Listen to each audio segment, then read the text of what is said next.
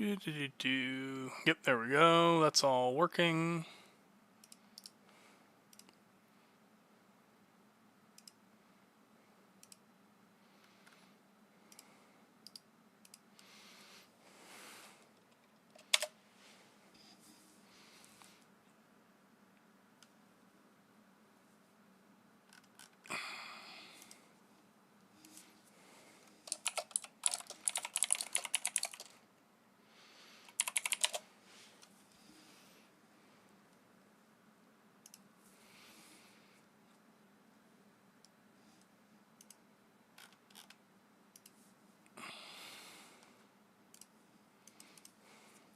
So I decided to basically do all three of the games I was thinking of yesterday. I'm just going to play Rogue Trader on Tuesdays.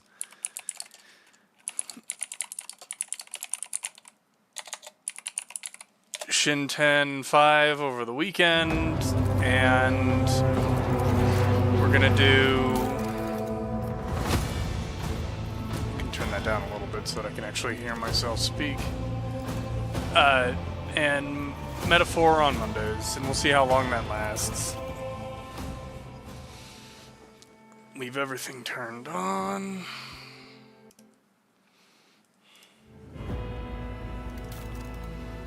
We'll leave that at normal, that way I can fail.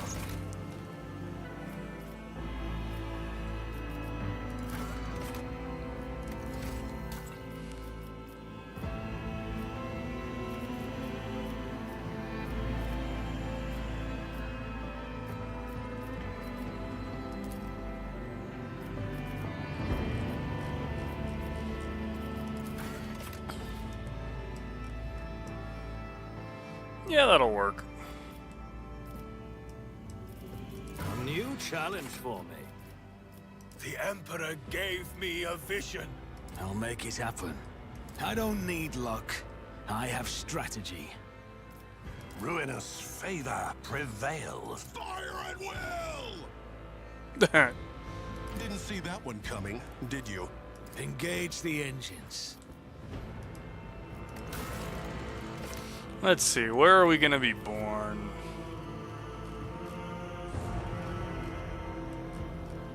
Deathworld is nice because you get all this stuff, but you lose a little bit of other things.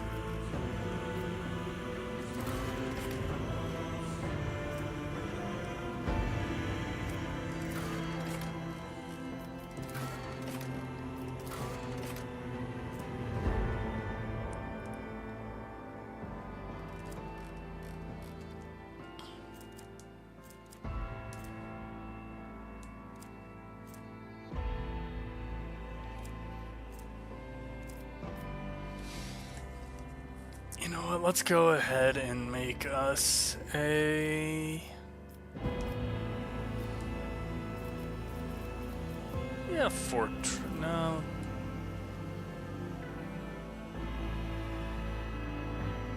You'll go with an Imperial world. That's kind of like, this is kind of like the default. So you don't get any significant boosts, but you get a little bit of other helpers. Let's see, so we'll go ahead and we'll take agility, because that's going to help our gunfire. Let's see, so what is my job?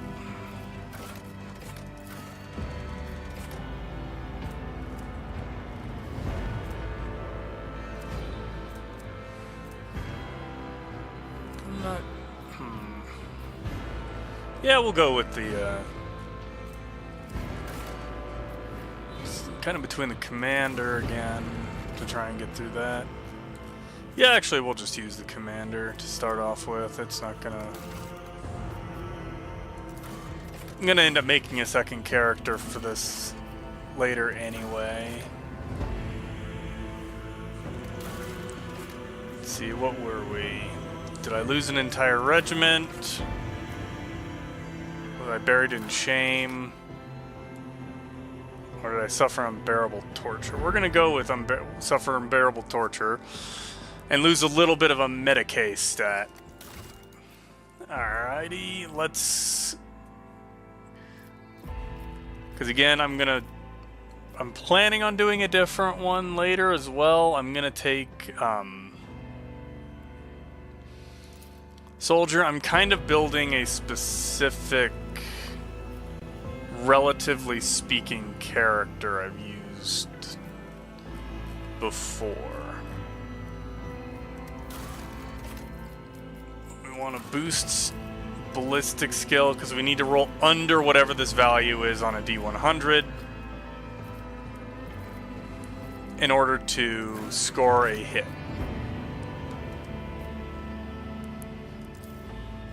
Or to succeed at a check concerning this stat.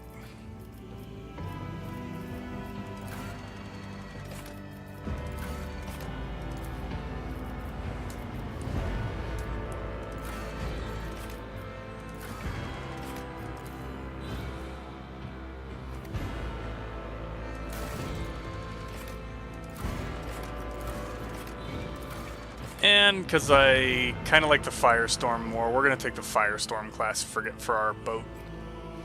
Let's see what. Let's see what's a good one.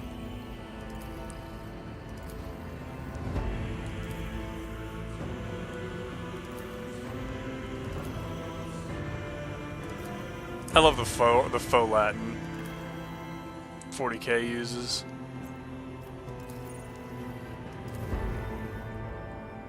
Atonement of the Abyss. Yes, that's fantastic. Let's go with that. And I actually do have a name to use.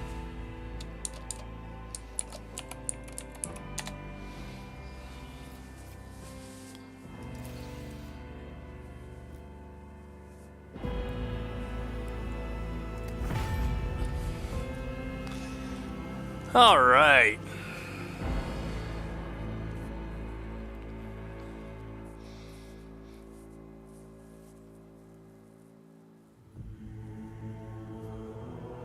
The upper decks of our void ship.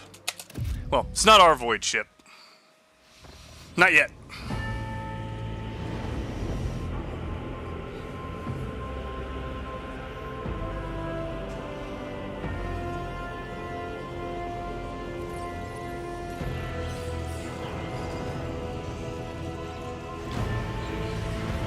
I think this game did a phenomenal job of showing how, like, over-the-top ridiculous 40k actually is, while taking itself seriously.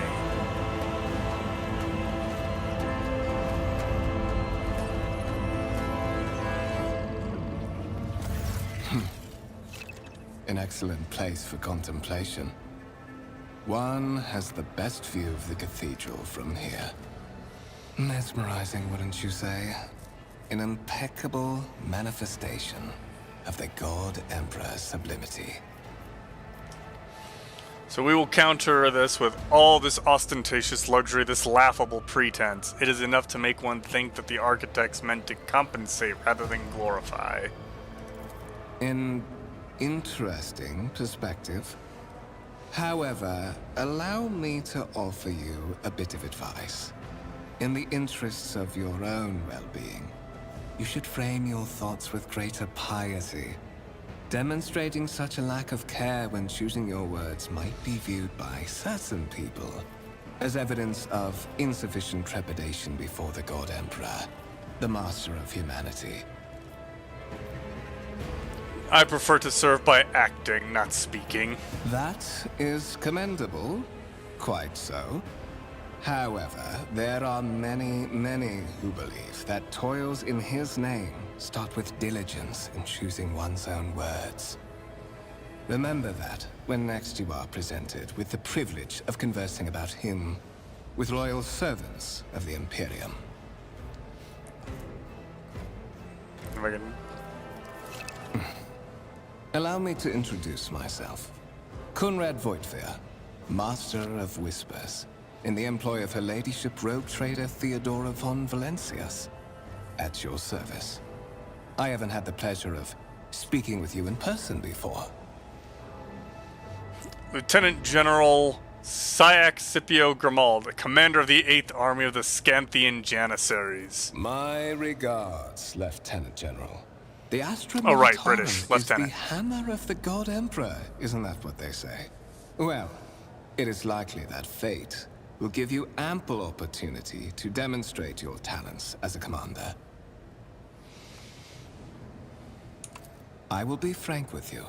You may forget your past titles, no matter who gave them to you, or what their origins are. From the moment you and the other candidate were brought aboard this void ship, your fate changed. You now serve Lord Captain Theodora von Valencius, and carry the burden of an heir of this house. Henceforth, you share your dynastic name with her ladyship. Bear it with honor. You have a curious title, Master of Whispers. What are your To responsibilities? put it plainly, I am the head of the network of spies and informers who serve the interests of House von Valencius. I uncover weak links both among Lady Theodora's retinue and in the ranks of her rivals. I eliminate our vulnerabilities and exploit those of others. I assume you had some goal in mind when you decided to seek me out. Let us address it. But of course, I have come to invite you to a meeting with Lady Theodora. I imagine you have many questions for your patroness, and I'm sure she has just as many questions for you. It is regrettable that you haven't yet had an opportunity to speak. It has been an arduous voyage thus far. The Lord Captain and Master Ethelthrad von Valencius are conversing on the observation platform. Let us join them there.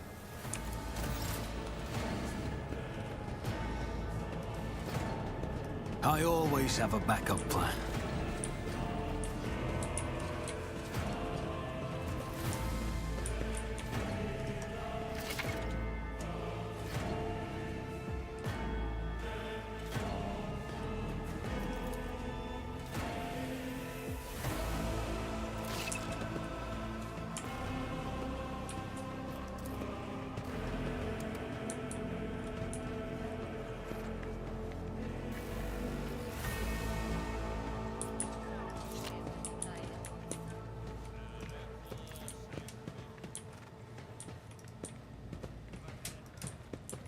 Dignitate cadere, quam ignominia vivere. Rise to the top, or get left in the dust.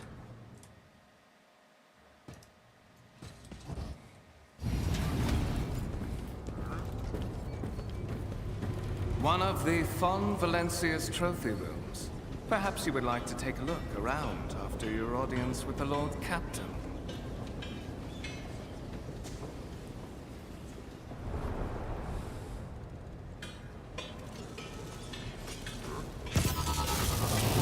What's happening?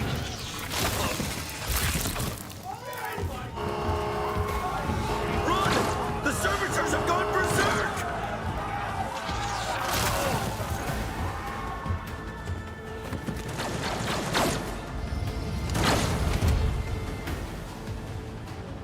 Challenges make the spoils that much sweeter.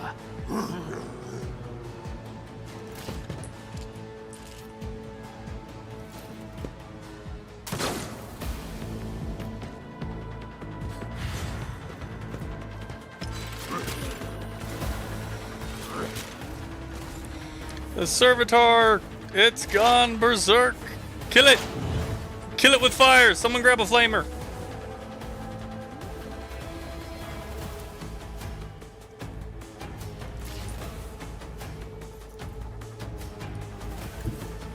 I am ready for whatever comes.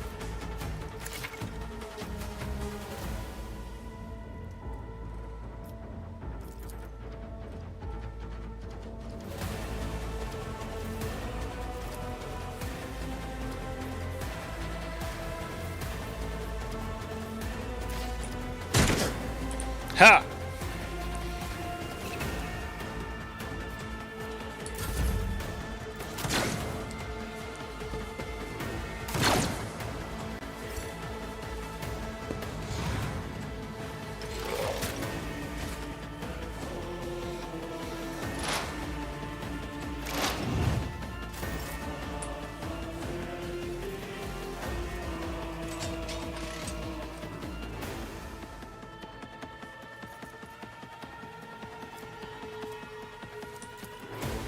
Who, if not me?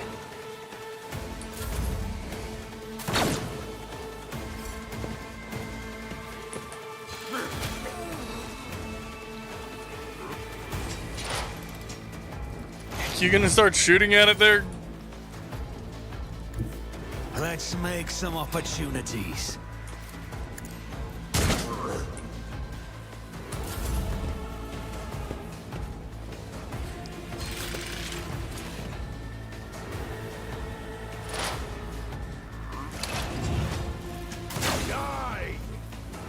Oh, there you go. What suspiciously poor timing for such an accident. Servitors malfunction on the officer's deck at exactly the same moment when the rogue trader and her heirs are gathered here. I have blocked all passages between the upper and lower sectors of the residential decks. If this is a deliberate attack, it should stop the culprits from advancing their plan. Good idea.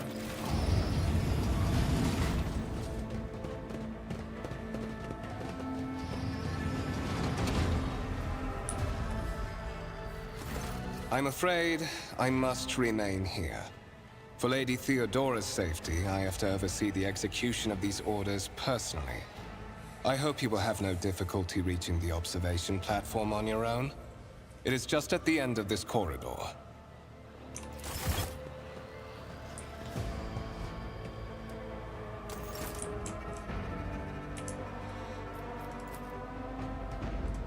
Tarantula sentry gun.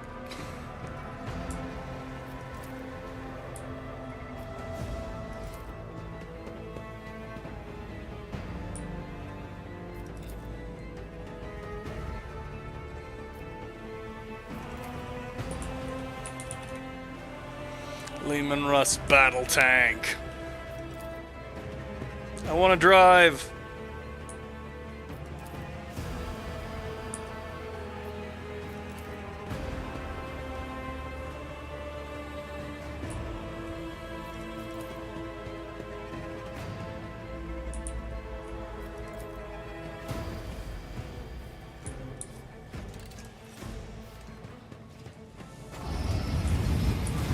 Keep your wits about you.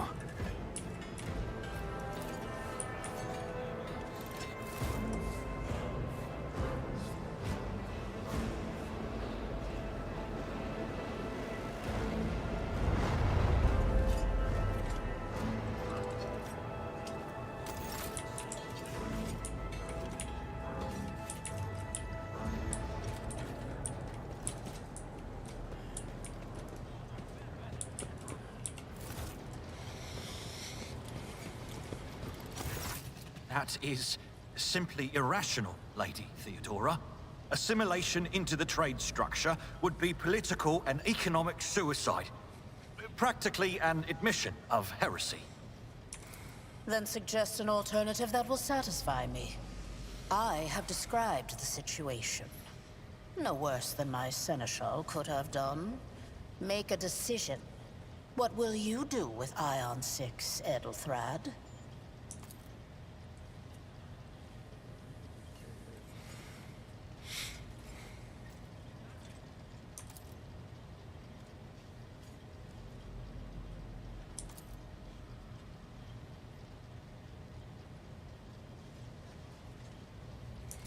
Our second candidate has joined us. Approach and give me your answer. Consider this hypothetical situation. Ion 6. A new world on the fringes of the Coronis Expanse. High seismic activity, regular magma eruptions, metamorphic rock deposits, prospects for large-scale mining. The world is populated by natives who worship some heretical underworld spirits that protect those who offer them sacrifices. Flights of fancy, you might say, but attempts to install ore extractors have failed for the second time. The mining crews sent to the planet's surface simply vanished overnight. My question to you is, what would you do with this poisoned treasure? Let's go with Those spirits could well be the natives' name for dangerous aliens. I would first verify if that is indeed the case, and if the population of Ion 6 engages in Xeno worship. Reasonable and prudent. However, chasing after ethereal creatures may prove a rather long and fruitless endeavor. Apart from Xenos, an untrodden planet might be teeming with myriad horrors that are far more dangerous and difficult to eradicate. I suspect that you are simply unaware of their existence. I find your tone most disagreeable, Ethelthrad. You will kindly alter the manner in which you address me, or else you will live to regret the consequences. Well, I find your company disagreeable, and yet I'm forced to endure such. Ethelthrad, I believe I gave you an assignment on this ship. Explain to me then why my senior congregator is still dawdling about the officer's deck, instead of proceeding to the middle decks to commence the inspection of the compartments in his purview. I beg your forgiveness, Lady Theodora. Your presence has such a profound effect on me that I well forgot the time. Suck up. So, why are you here? There are You questions are I wish to have correct. asked and I approve. answered. But you will have to wait. There is something I want you to understand first. My name is Theodora von Valancius Massimo of Scaris. I am a rogue trader in the service of the God Emperor of humanity. And my rights and freedoms are vindicated by a most sacred relic. The warrant of trade, kept aboard this very vessel. Mine is the honor to venture into the darkness, beyond the Imperium, and carry humanity's light where powers wicked and heretical reign, and bow death and ruin to us all. It is my decision alone to determine the fate of whatever I find past the bounds of the explored void. Every world I discover, along with all there is to find thereon, resources, people, riches, and mysteries, is mine by right. I command millions of lives, rule over numerous planets, and possess fortunes that no planetary governor or Yeah, in commander could 40K, dream of rogue amassing. traders are... And you are one of those with von Valancius blood in their veins and a rightful claim to this inheritance when the hour comes. Rogue traders in 40K are some of the most powerful people in the setting. Like, they can do almost whatever it is they want. The only people that have more power than them directly are Inquisitors and the High Lords of Terra. Does this mean there are other heirs? Naturally. Some have yet to arrive on board, but you have had the pleasure of meeting one of them. Ethelthrad may be somewhat disconcerted by the scale of the responsibilities that may potentially fall upon his shoulders. However, I have a good feeling about him as a candidate. Blood right alone is not enough to earn the high honor of becoming the bearer of a warrant of trade. Nonetheless, your abilities and talents may yet prove useful. If not for the role of Lord Captain, then for that of their closest ally. Alas, even those responsibilities can at times be too challenging for those who share your blood. Kunrad Voitvir served me for many years before he made his mistake. Did I hear you correctly? The Master of Whispers is related to you? His kinship to me is most distant, as is yours. Nonetheless, he does bear the name von Valancius, even if he avoids using it publicly, and as such, strictly speaking, can be considered my heir. That door, however, is closed to him. Voitvir's performance in his current role is satisfactory. Or it used to be, at least.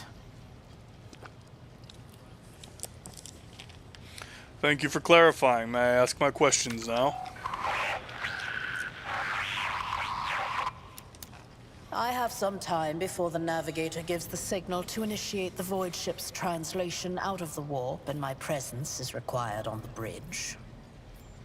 Where's your ship headed? The Rykad system, the domain of rogue trader Winterscale, one of my peers and rivals. Besides me, 2 other rogue traders exist in the Coronis Expanse, and each of them possesses resources comparable to mine. Perhaps you will one day assist House von Valancius in surpassing both of them in affluence and splendor. I set the course for Rykad on the demand for a very specific reason. Perhaps I shall yet apprise you of the purpose for this voyage, but now is not the time.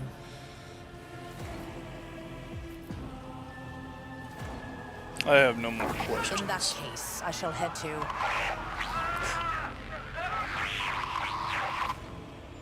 Disturbances reported on the adjacent decks. Seneschal, if the need arises, protect the new blood. It is possible that the chance to prove your worth may present itself sooner than you may have anticipated. Lock and load!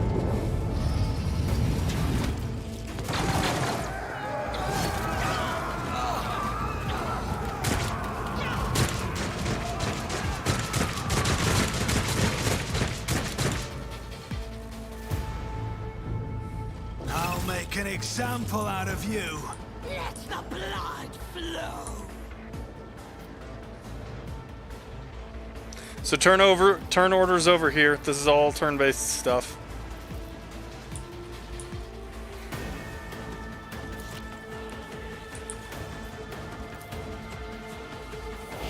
Don't touch me. No mercy. Follow my lead. Can I have your plasma pistol?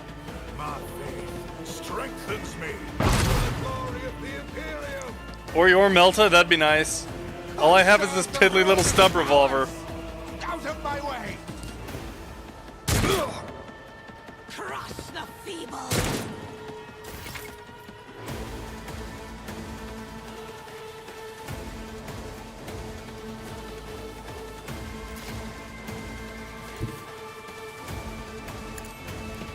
Get behind something. It's as good as done. You never stood a chance. Chaos guides me.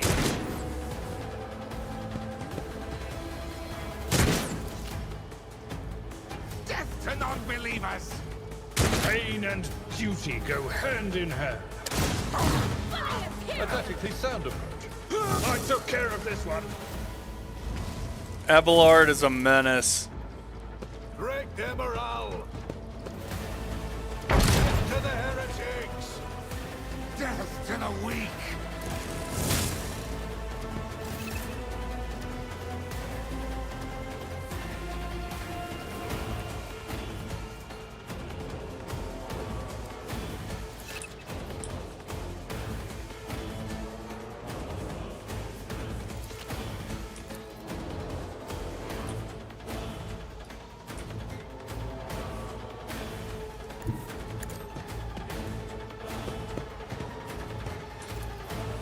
I'll see to it. Ha!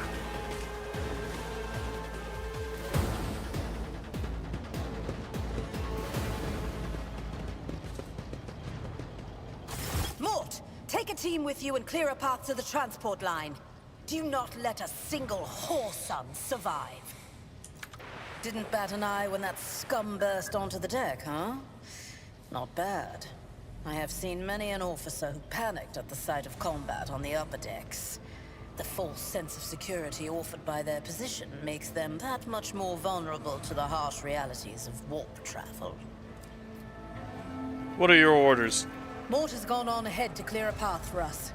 If you want to make yourself useful, go after him and see if the Arch-Militant requires aid. And be quick about it. Yeah. I'm on it.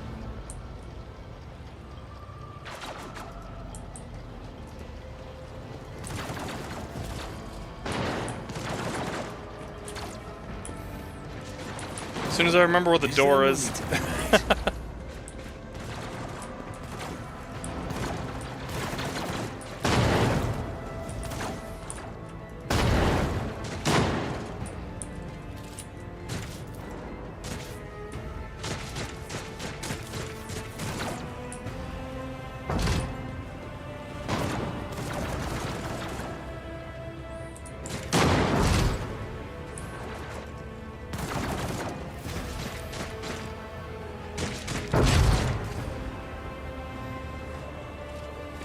Hey, Mort, you got a spare melt? You got a spare melt I can have?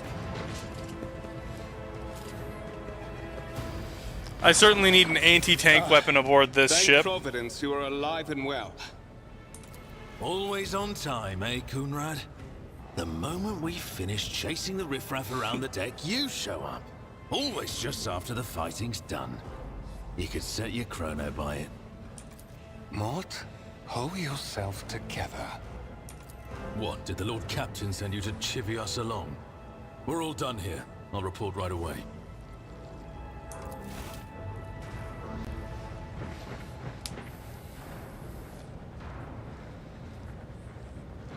Master of Whispers, what is happening on my ship? The Voxnet is silent. The Voxmaster is not responding. Armed assailants have stormed the officer's deck, and my arch-militant just destroyed several more heretics on the way here. Is this a severe case of warped madness? Have some of my crew lost their minds and forgotten who they are and whom they serve? Report! I have not yet received word from the Engineerium regarding any Gellerfield failures, but communications were already unstable half an hour ago, and now they have ceased altogether. Whatever the cause may be, the consequences are spreading fast. I am receiving scattered reports from the middle decks, and the only Voxcasts from the lower bays are one-way heretical gibberish. That the madmen have already reached the officer's deck suggests that this outrage was planned in advance. Perhaps this is an organized mutiny. Mutiny? But who would attempt a mutiny here, in the warp? Which is a good question. Fools! Heretics! This ship houses thousands upon thousands of people. Pernicious thoughts and warp-induced delusions could have tainted any one of them. It is a difficult notion to accept, but such risks are inescapable.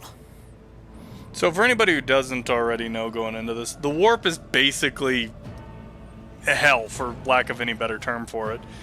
And 40K's faster than light travel goes through that.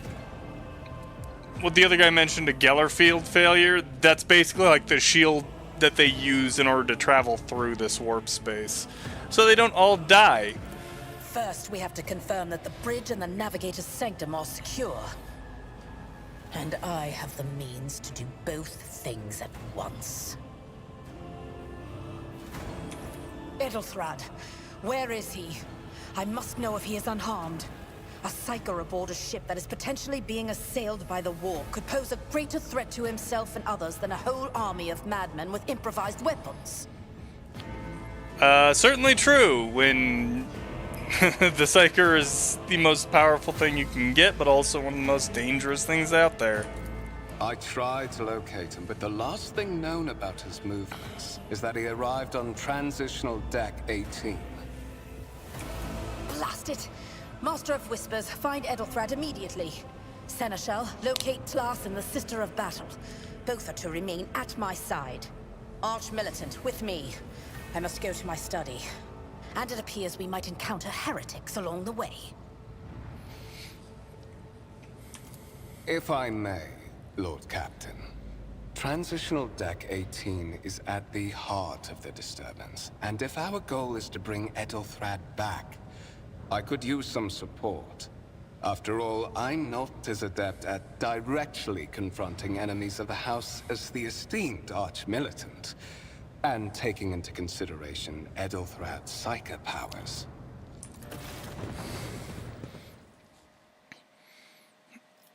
Then it's settled. Find Edelthrad and bring him here. In whatever state you find him. Then move out!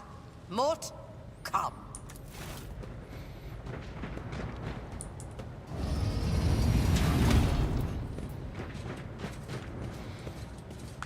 I accidentally skipped that one. That was an act. My bad. Are you ready to head to 18? It is a long walk, and you do not even have proper gear.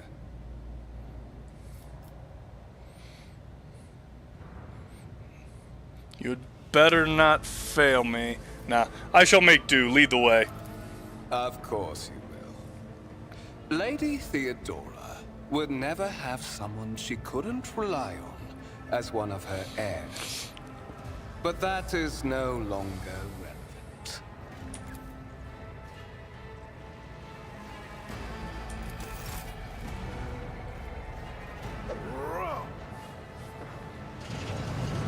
I have been knocked unconscious.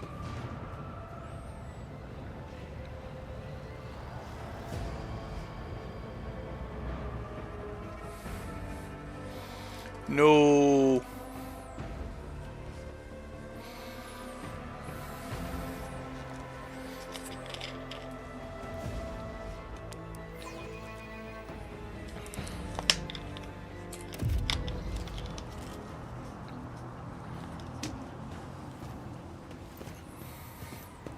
Careful, careful. Be gentle with our guest.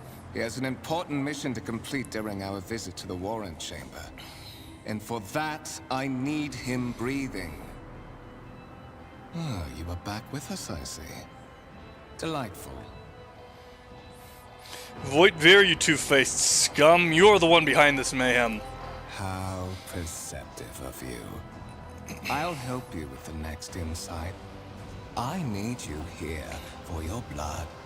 You have the option to share it voluntarily, or I will squeeze it out of you myself. We are in the anteroom of the Warrant Chamber, this void ship's most hallowed vault. There, beyond those gates, lies the relic that gives Theodora all of her power. The sacred Warrant of Trade. Only one obstacle remains on my path to obtaining it.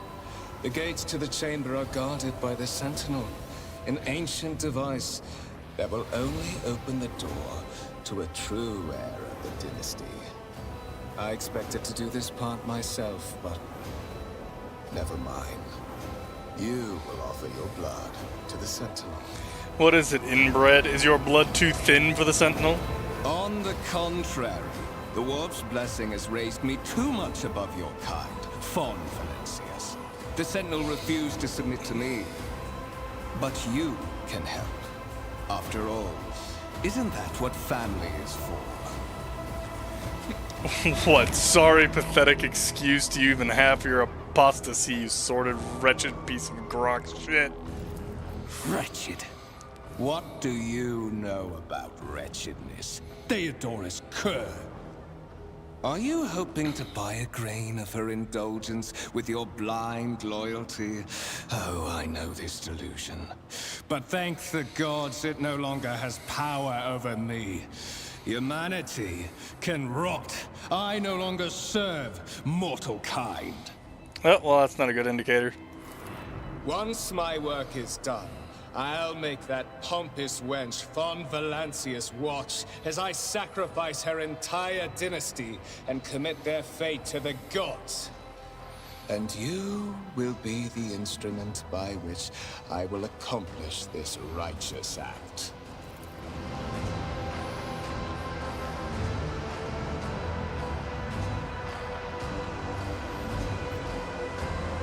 I am not your puppet.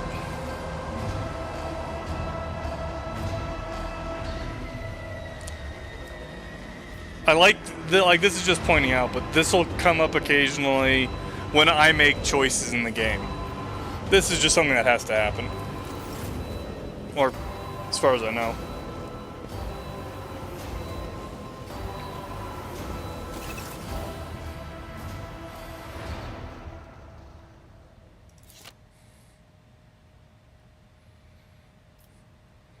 Examine the device.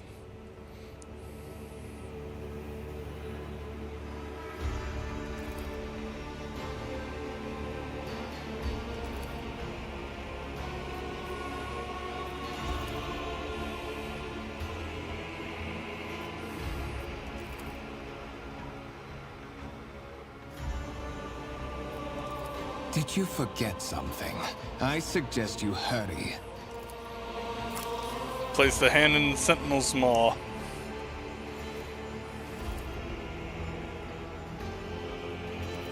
High levels of caustic humus. The subject is in a state of heightened stress. Do you require assistance? Yes, I do require assistance. Request accepted. Initiating defense protocol.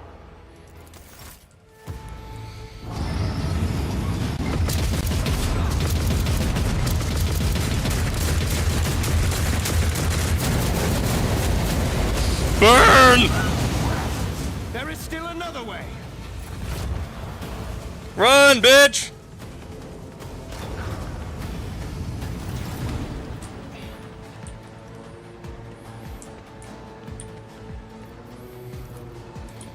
Check on the warrant of trade.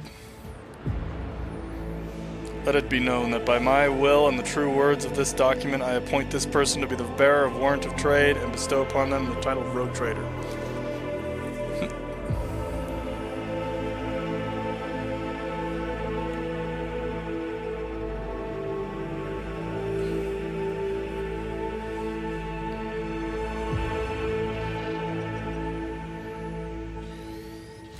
Escort the child of the house to safety. I need a weapon. I'm utterly defenseless. To the nearest arsenal. Initiating situational calculations. I need to contact someone, preferably Theodora. Voxcast frequencies disrupted. Initiating setup. Establishing connection. Voxmaster, restore communication with the Navigator Sanctum. I am trying to contact the bridge. If anyone can hear me on this frequency, regroup all available forces and head to the upper decks at once. I repeat, regroup all available forces and head... Communication protocols breached. Signal latency assessment unavailable. Unable to establish two-way connection. Well, what madness is happening here? Who are you? Who addresses me? Temporary obnubilation following acute stress.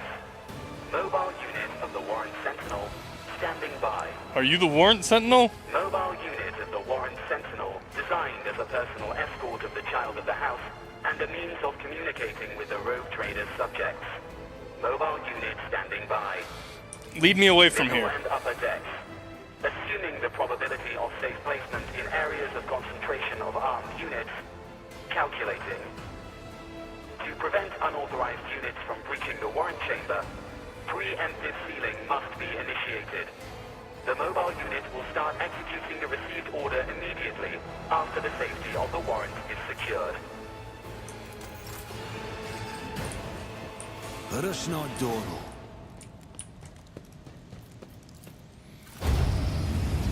Close the big door.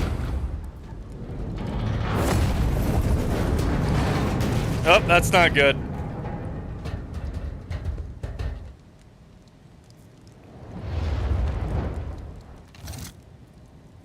Run, fools, or fall.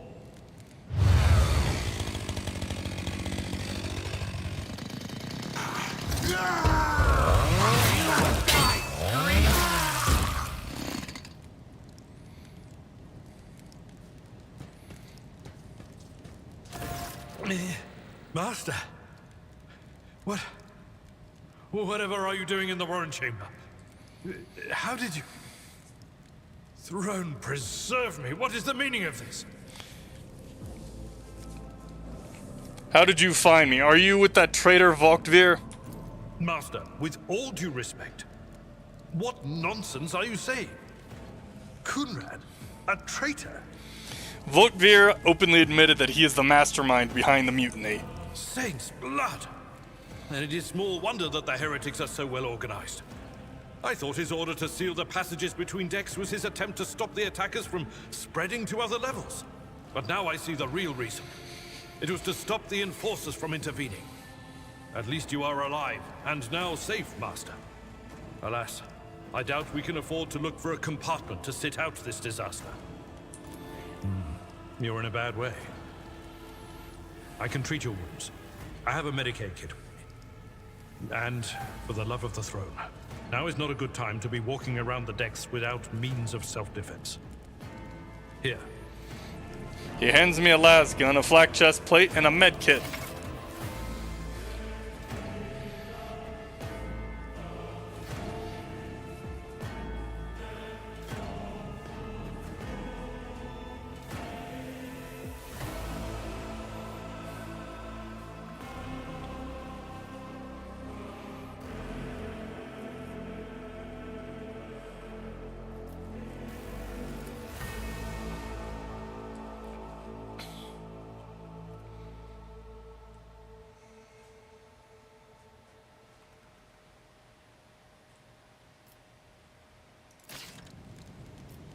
Your seneschal is always there for you. This wound will make a fine scar. I owe you a debt. I know how to take risks.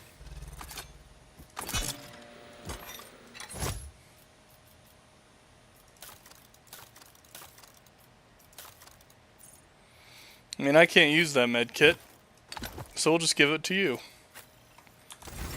That is a noticeable improvement. Now you're prepared for the trials ahead. The lower decks are teeming with heretics instigating the rabble to revolt. But that is the least of our problems. The ship's enforcers are rounding up the scoundrels and suppressing the resistance. The situation on the middle decks is much worse, although strike teams have already been dispatched there. All communication with the bridge and the engineering bay was lost. So, apart from scattered voxcasts, we have no information to go on. But that is not the worst of it all. All these jolts and shaking are most alarming. These are signs that the navigator and the master helmsman are having difficulty translating the ship out of the warp and into real space. I fear that they may have already lost control.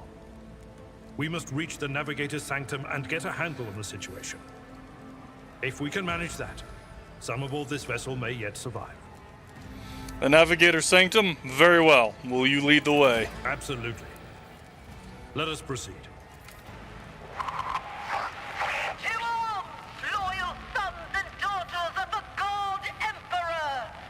Fight the heresy and corruption that threatens to consume our home, and with all your might, destroy those who have dared! The Lord Captain is calling her crew to battle, which means the Vox networks are set up for broadcast transmission, not message exchange. Splendid. While the rogue trader inspires proper resolve to fight in her subjects, you and I shall prove that her trust in us is well deserved. Onward! You will get to the dark palace to the gods! Close ranks!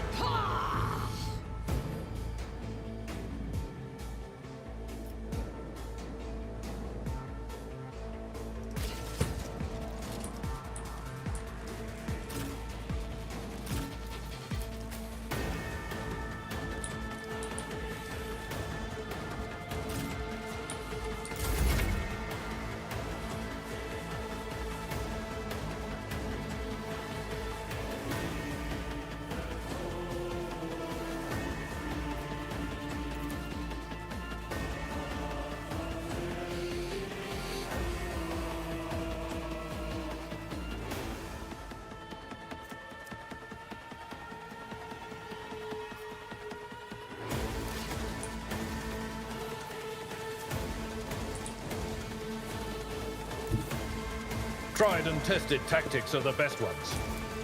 Indeed.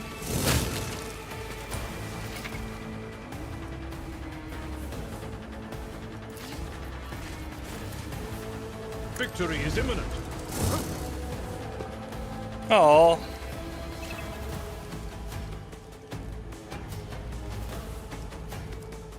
It will be done.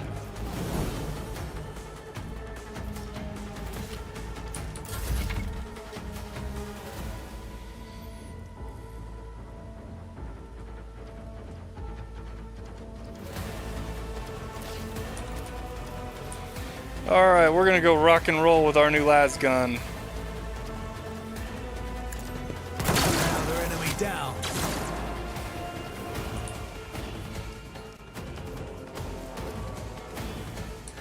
Chaos guides me! Oh, my ears are ringing.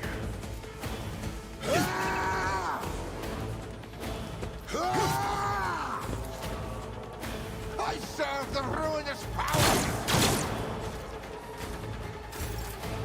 Well, save me a bit of work At there. your beck and call. One fewer target.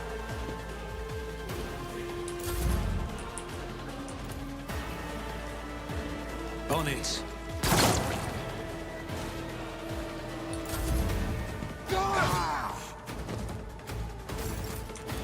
Indeed.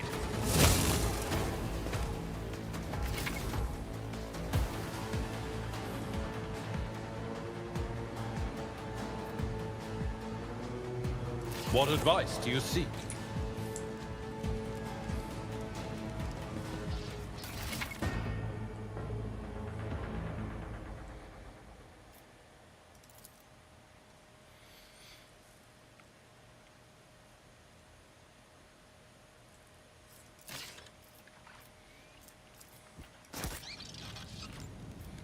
Let's not waste time with pleasantries. All right. Let's. Oh wait, I don't. No, I do have a choice. Yeah, I'll take a. We'll boost our awareness.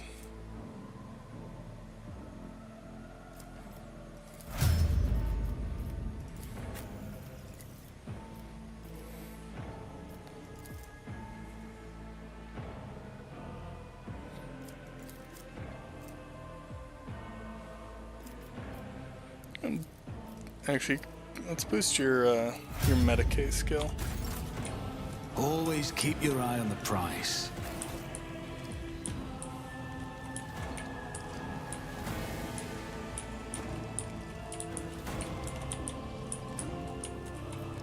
All right, let's go.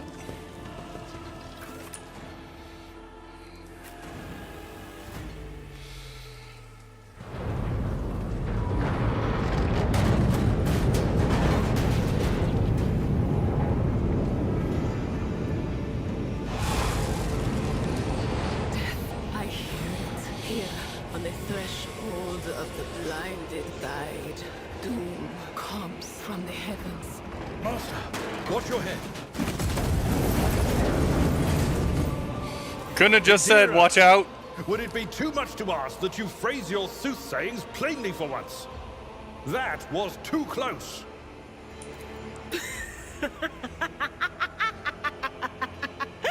Sorry, old man.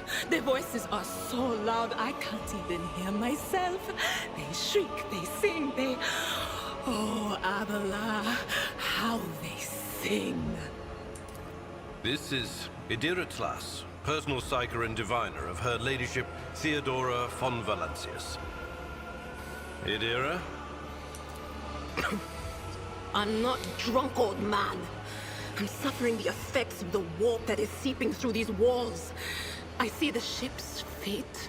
To die in the waves of the Immaterium, fall under the burning rays of the final dawn. And in the roaring blaze, I see a figure standing. Who is it? I have no answer.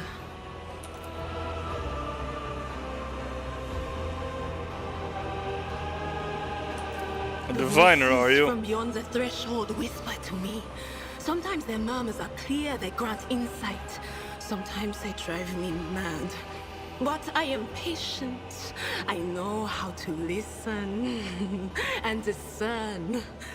But now, with this clamor around me, too many voices, too loud. And you are Von Valancius, one of Lady Theodora's heirs. Well then, we finally meet. Officers frequency. To all who can hear me, those with a weapon in their hands are to gather on the officers' deck at once. I repeat, gather on the officers' deck at once and prepare to launch a counterattack. That's Edelthrat. Oh, Emperor's Providence. The other heir lives as well. Quickly, we must head to... Not so fast, old man.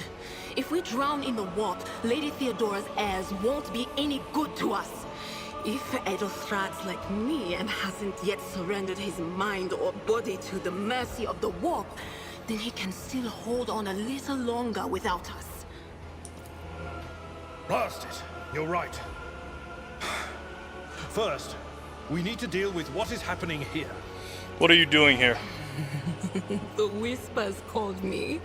The ones I could make out among all the screams and screeches. Those who are rocking this boat hit us where it hurt. They went after the navigator, our guide through the warp. Other whispers called me to the enginarium, but it was too late. I heard the cry of our master Cog, and the silence that followed.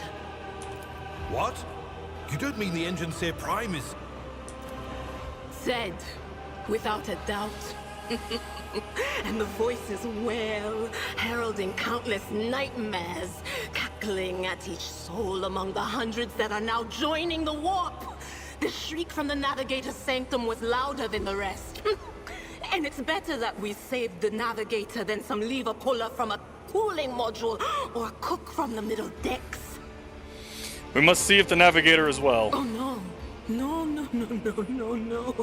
Nothing is well about him. Can't you feel the chill crawling on your skin? The eyes watching you? The warp ice has already encased the bulkheads. What follows is calamity. But we're not just going to stand here and take it, are we? The state of things in here suggests there's a Navigator around. Maybe one who's crippled or at death's door, but still kicking. And since our skin hasn't peeled off our faces just yet, his third eye must be closed. At worst, it's a little roughed up. So what are we moping around for? Let's go protect that noble mutant while we're still alive.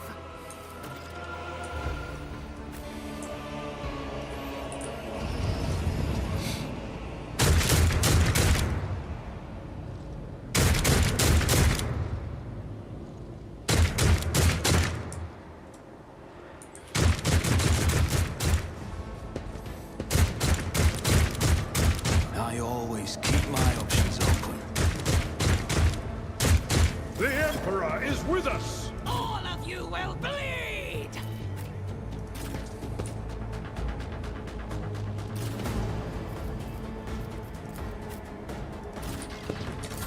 Out my way!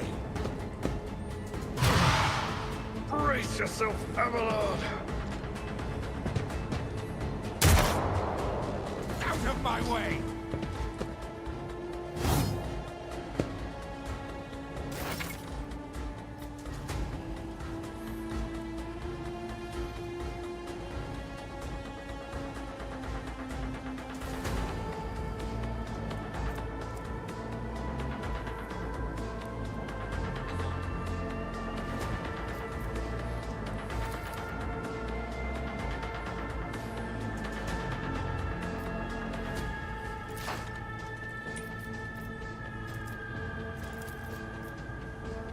Was farewell.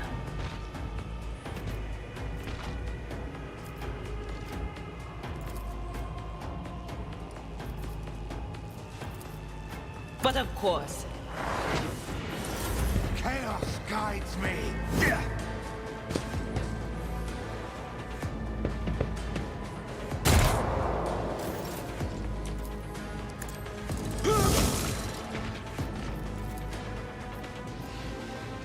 It will be done.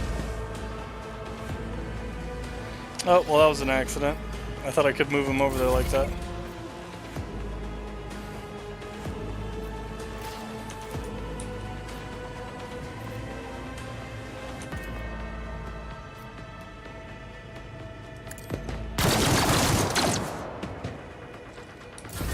Let's get to Hold on.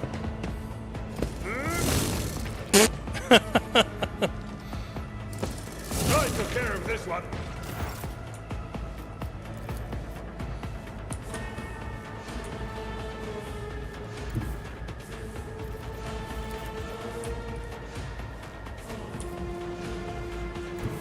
they who discern the future own the battlefield. Will do. What an unfortunate turn of fate.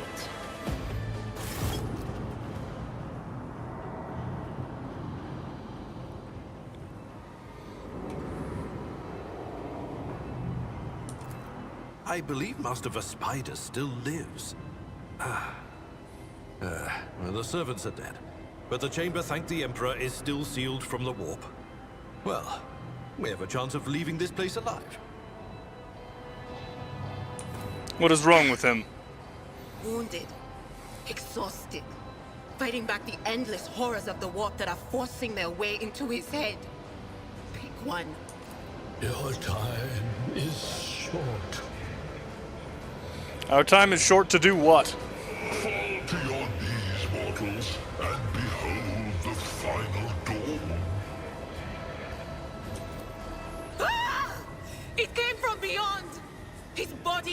not his.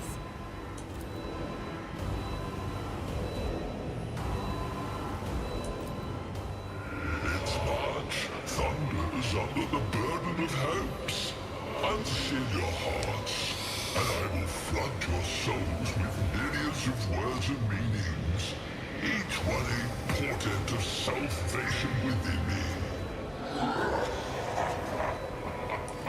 Run.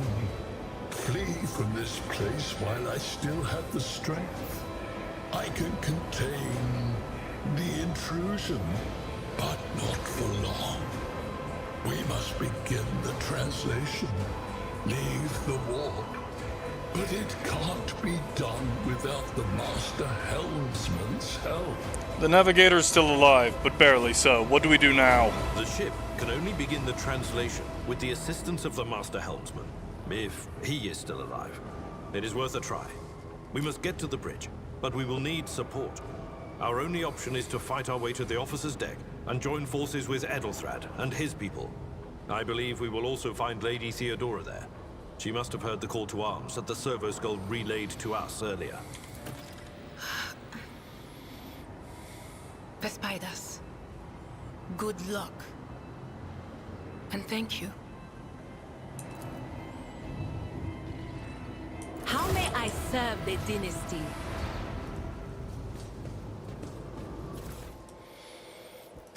Loot.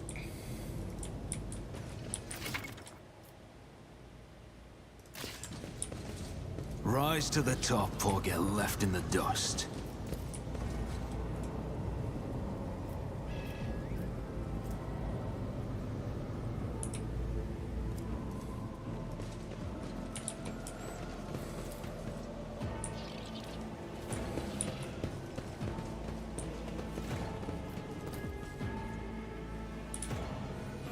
Oh, other door.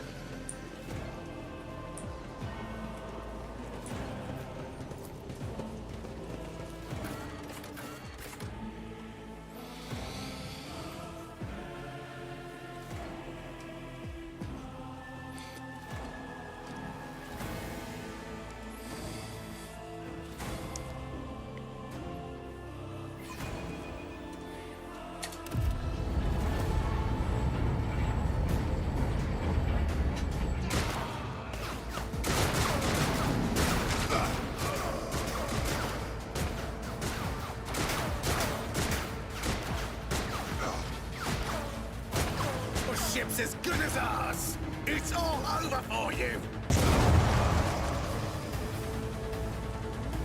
I shall pity not your enemies. I shall heed not their pleas.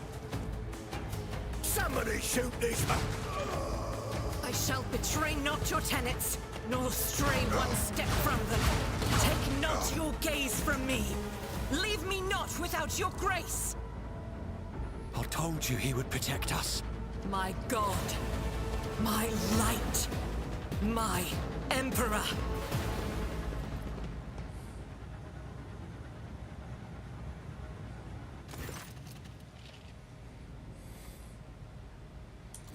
Sister Argenta!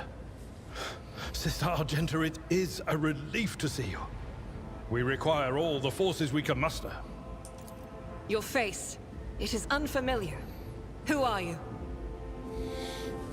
Syax von Valencius, the Lord Captain's heir. The hour is dark and daunting. Ship abounds with corruption. The faces of friends are twisted by sneers of heresy. The eyes of comrades ignite with the archenemy's hunger. I will do what I must to halt the advance of the Dark Forces. But in these dire moments, little can be trusted. So I must know, why are you here? Sister, I beg of you. Now is not the time for interrogations. The ship is under attack by heretics. We've been betrayed by our esteemed Master of Whispers. Edelthrad the Heir is waiting for our aid, and Lord Captain Theodora is expecting a report on our success. We are here to deal with the situation, so I suggest we all do just that. Do not even think to insinuate that I am one of the traitors. I will not let such an affront slide. That answer does you credit. Only the truly righteous would be so provoked by the accusation of heresy. I cannot wait to rain righteous fire down upon each and every heretic. What is a warrior of the Adeptus Sororitas doing aboard a rogue trader's ship? Your orders serve the Ecclesiarchy, do they not? Sister Argenta is a guest of the Lord Captain. And that story deserves its own time and conversation. Under more appropriate circumstances. Enough idle chatter. I am where I must be, and that will suffice. We must get to the main hall of the deck. Through this door. I shall join you, for it is my duty to the God Emperor to destroy this heresy. We will follow. For now, we will hold off any heretics who might try to crawl in through the cracks to join the main assault. And we'll take a look at the generators while we're at it. Those villains made a mess of the cables. Oh, I wish we had a Tectomat with us. But we'll see what we can do without one. Good to hear it. Sister? Ready. May Terra's light illuminate our path through fire and darkness. Keep your wits about you.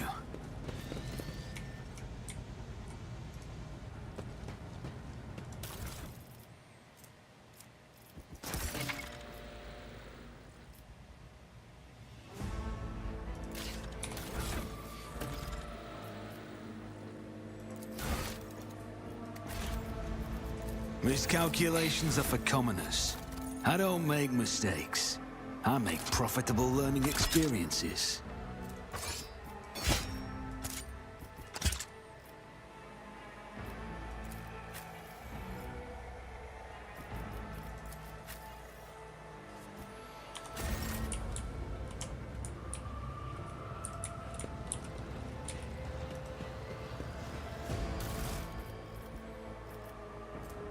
We'll send a bunch of that to the cargo.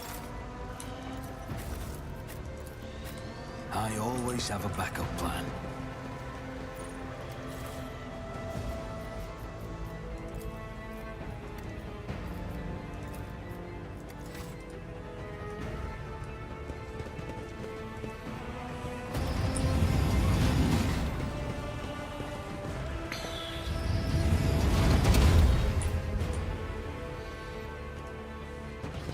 Here we go again. Let the blood flow!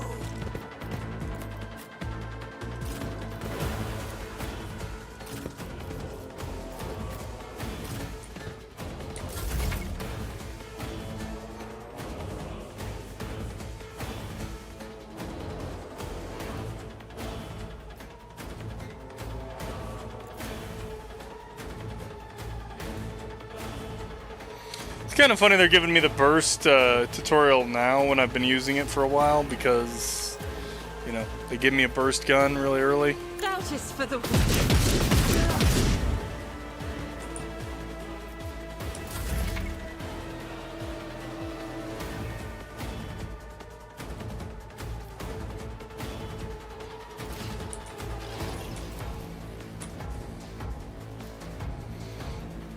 You'll be fine, Abelard. Should have thought it was inevitable.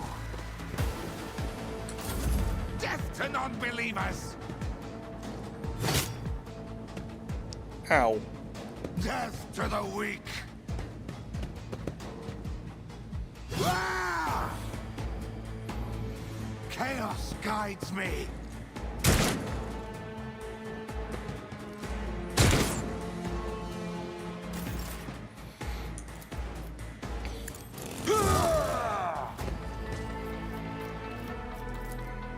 He parried it. That wasn't very nice.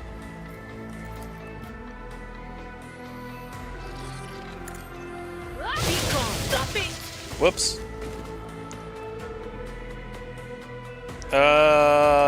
Oops. Should probably pay closer attention to chain lightning attacks.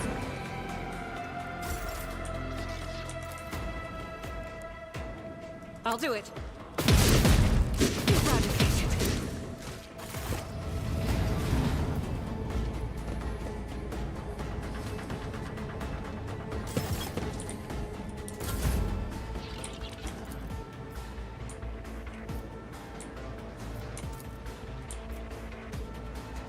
I'll see to it personally. Rookies!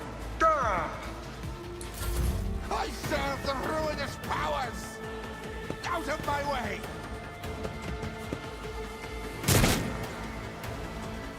Chaos guides me!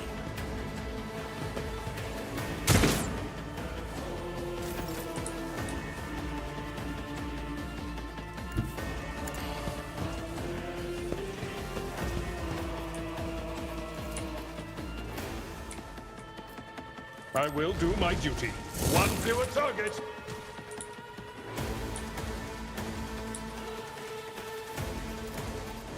Should have given him a gun. But I forgot to.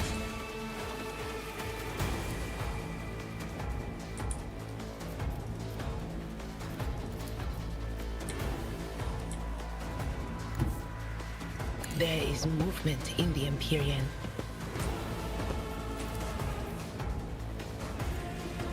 On it. Zap. Well. Gotta be careful with that, because if I let this go up too high, then it's gonna cause me other problems. Was that you? Or... Death to non-believers! Ah! Death to the weak!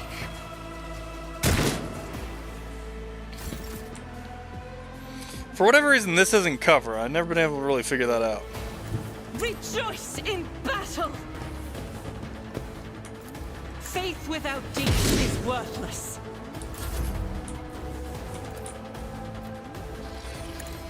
You never stood a chance. Chaos guides me! Ah!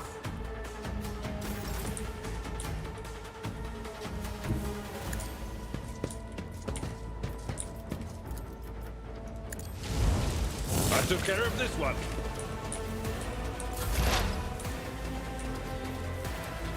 Will do. What an unfortunate turn of fate. I serve the ruinous powers!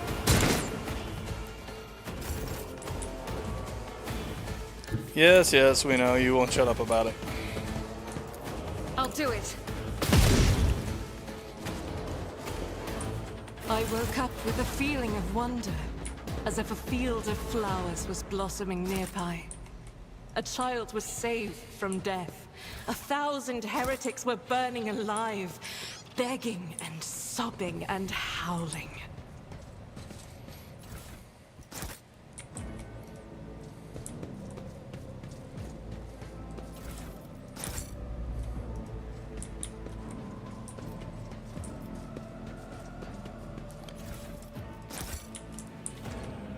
We gotta make sure these heretics don't get access to this stuff.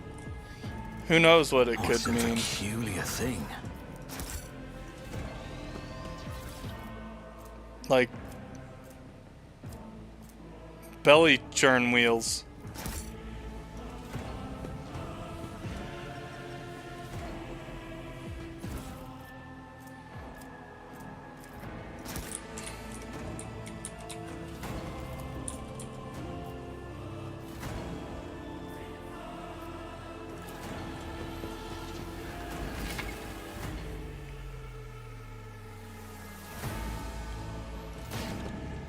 I always get the job done.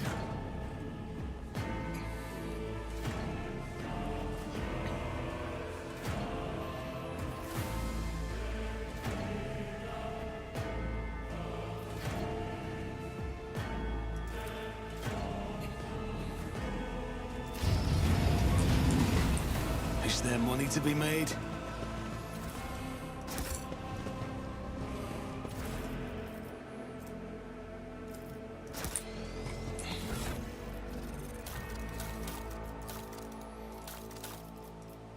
Yeah, I don't have any other gloves, so we'll use those.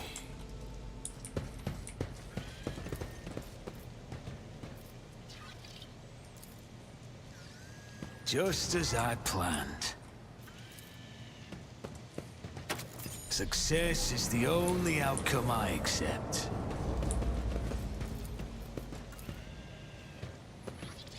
That's how it's done. Yay, bombs. I always get the job done.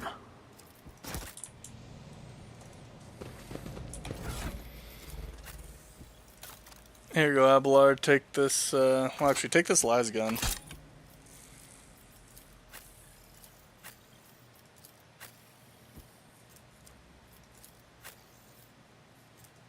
Here, dude, you take this shotgun instead of your las pistol.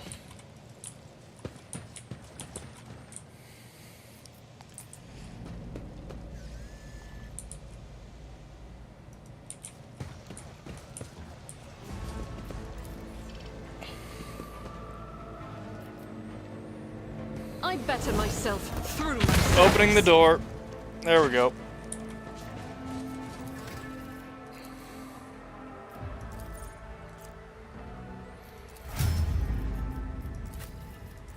This is one of those levels where you don't have any choices. You just basically get a class feature.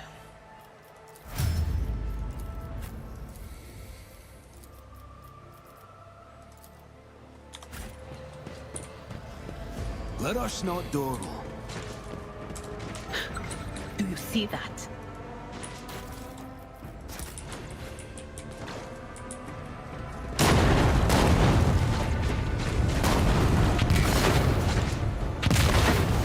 Oh, that's a problem.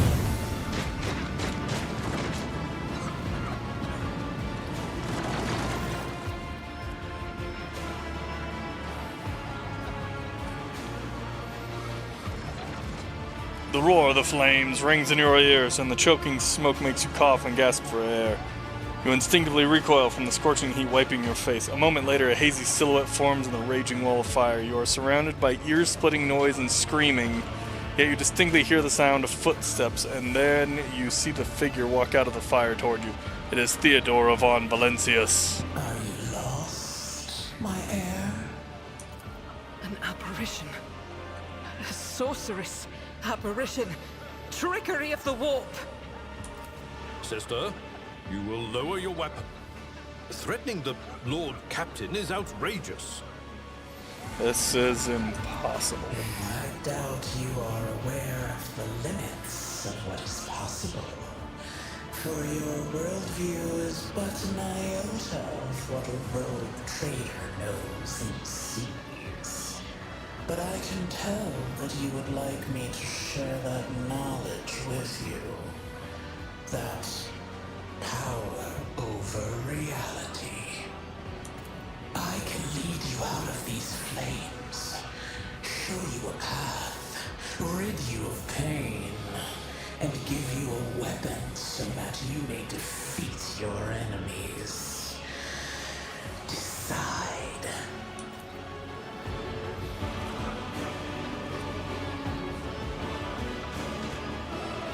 Mouth begins to salivate. Each word Theodora speaks is like music to your ears. The entity that now dwells in the deepest recesses of your mind is pleading, begging, demanding that you give her an immediate answer, and that answer can be nothing other than acceptance. Do not listen to this abomination. If there is naught but his light in your heart, if you are resolute in your faith, then step into the flames. The Emperor protects. His faithful will not be deterred by either darkness or deceitful promises. Nor will the fire burn those who carry the torch of faith in their soul.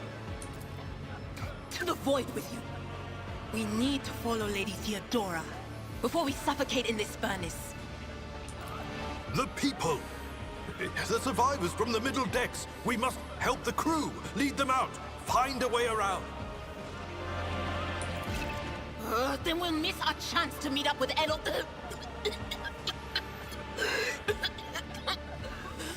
What are we waiting for?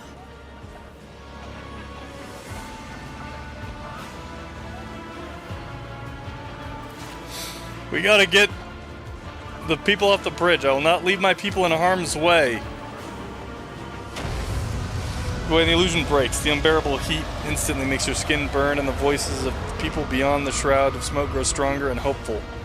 Once you and your companions rush back, barking orders and guiding the survivors. In your determination, you completely forget about Theodora, and when you turn your head, you see nothing but the bellowing fire.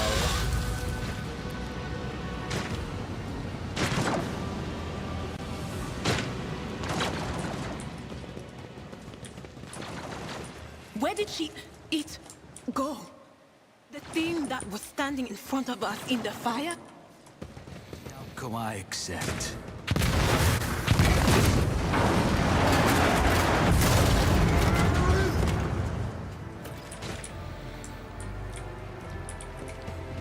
I got one hell of a powerful lasgun, apparently. Just as I planned.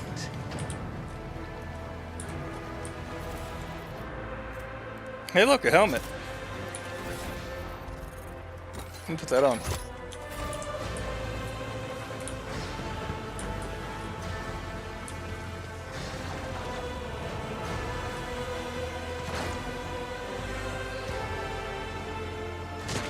Too late.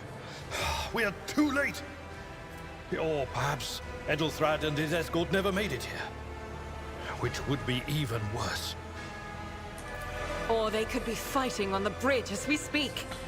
Without us.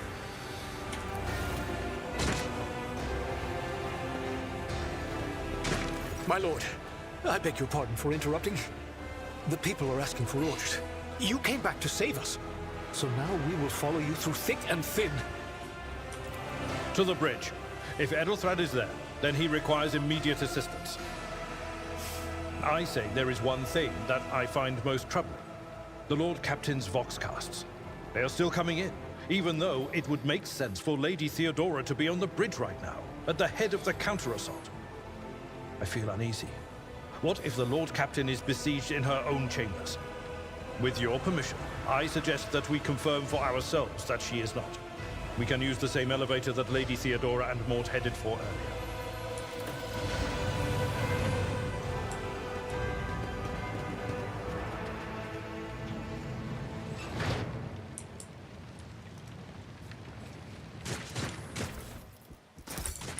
Rise to the top, or get left in the dust.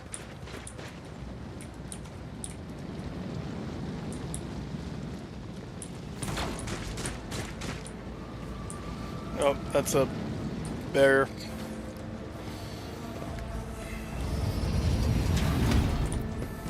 We should deal with this.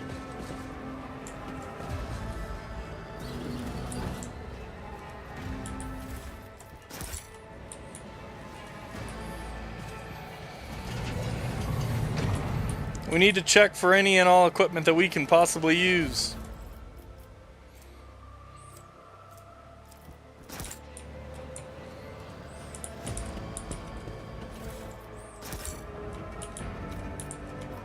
This is intriguing.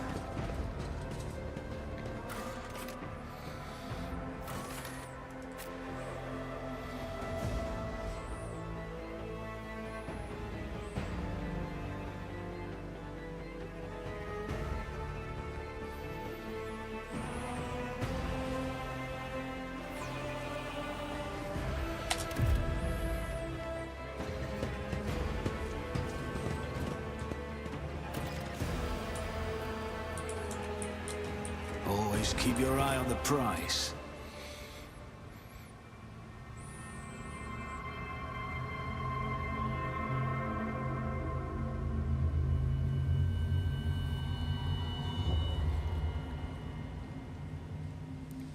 Oh. Damn it.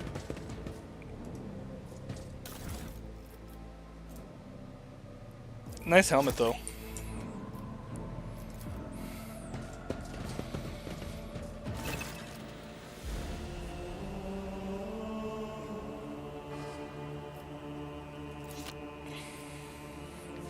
Theodora von Valencia's body is sprawled on the large, blood-drenched desk. The Archmutant's corpse, still clutching a weapon, is slumped against one of the bulkheads. Emperor, accept thy faithful souls. No! Lord Captain, I didn't hear a thing. Not a whisper, not a breath. It was so loud. Why didn't I foresee this?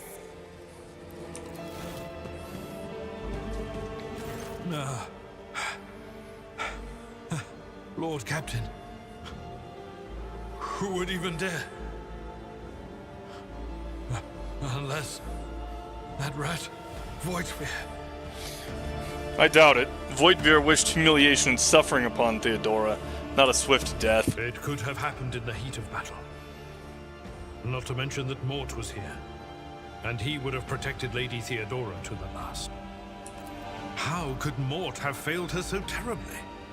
The Arch-Militant was born on a death world. He had lightning-fast reflexes.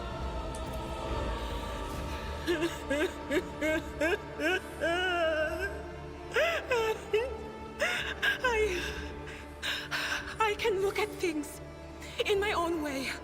If you find something that might bear the imprint of the killer, just give it to me, and I'll try to see what secrets it holds. From Theodora's body. Lean closer to the body. The cause of death is apparent. The rogue trader's life was ended by an auto pistol shot. An extraordinarily accurate one at that. Theodora's face bears an expression of surprise, the last emotion she experienced in life. No problem, Sumida. It happens. Adira, would you try touching Theodora? You might be able to see the killer through her eyes. It doesn't work like that. I can try to read the memories of objects, but dead bodies are a different story. Something like that would require her soul. And after what we saw on the officer's deck, I won't risk searching for it in a warp. What do these shards tell you? I see streaks of color, luminescence, blue lights. I mean, I'm not sure this qualifies as active, to be entirely honest. Closer. Lady Theodora and Conrad and what is that? Ah! Something dark, enormous. Oh, this glass thing was something foul, that's for sure. Tainted witchcraft. Inspect the shards by the desk. It's difficult to say what exactly was broken. The object fell on the floor, and that is as much as you can ascertain. Upon closer examination, the shards appear iridescent rather than completely transparent, as if they had been submerged in promethium. Inspect the papers. Reports, accounts, dispatches. You go over the scrolls until you stumble upon a document that is starkly different from the rest. It is a handwritten letter signed with the initials XC, and a seal with a symbol that is vaguely familiar to you.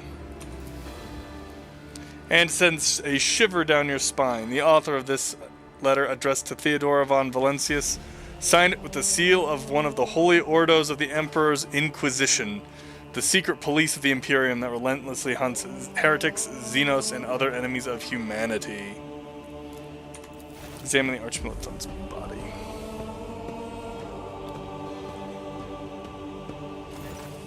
An auto pistol shot went straight through Mort's forehead, spraying the floor and the furniture around with blood, brain matter, and shards of his skull. The safety on the Arch-Militant's weapon is off. The killer must have had been a split second quicker than he.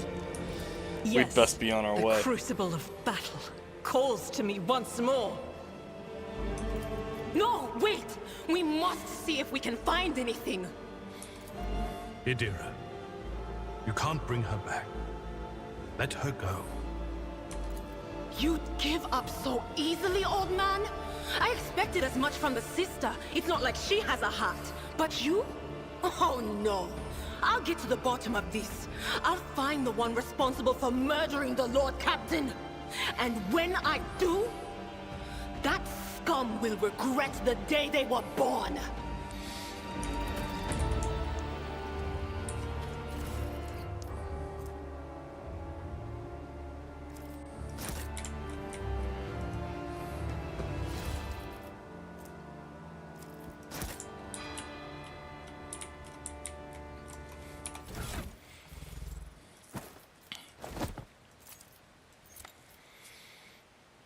See, I can give you the helmet. We'll give you a sword, might as well, since it's not like you're using anything else there.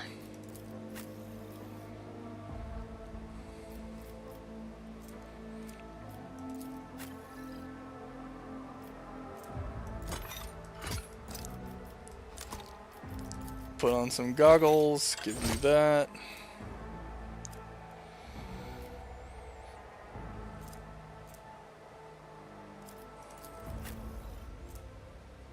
Oh, literally the same stick. Okay.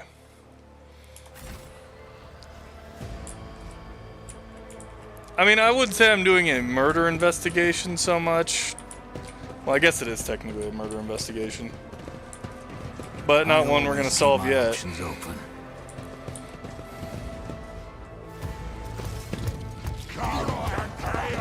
Uh-oh. That's a combat servitor. Furious retribution. Surrender to the dark powers. That could be trouble.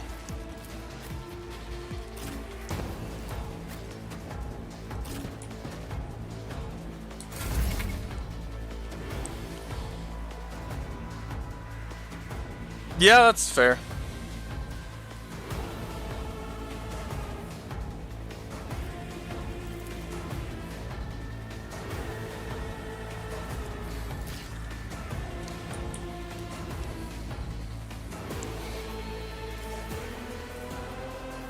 Alright, Abelard, you go be a menace.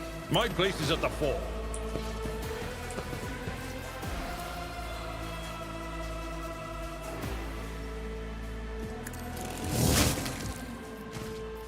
It will be done.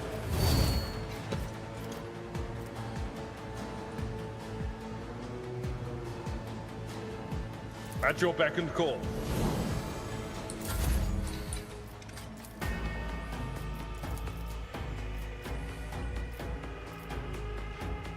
Well, let's try not to wing Abelard with extra shots. How the hell did I hit you? What? I think there's a hole in the side of my gun. Yes, this is Warhammer 40k Rogue Trader. Came out a little while ago. It's, as you can kind of tell, it's a like a top-down, well, obviously top-down, computer RPG. So, kind of complicated in a lot of its systems.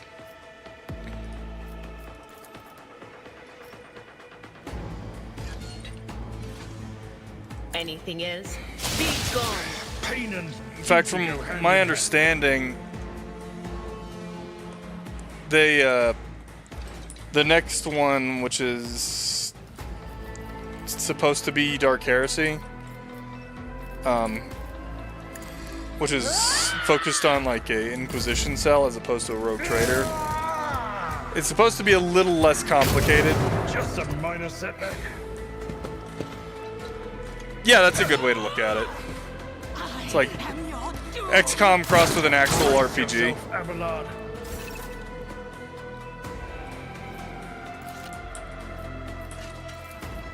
It will be done. Reduced to dust.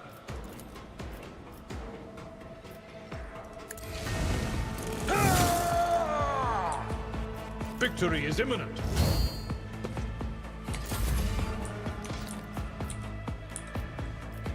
It's as good as done.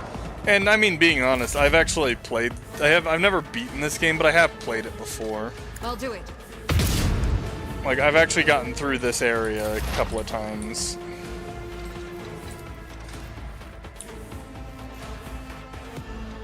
But of course. But where's the fun in that? On it.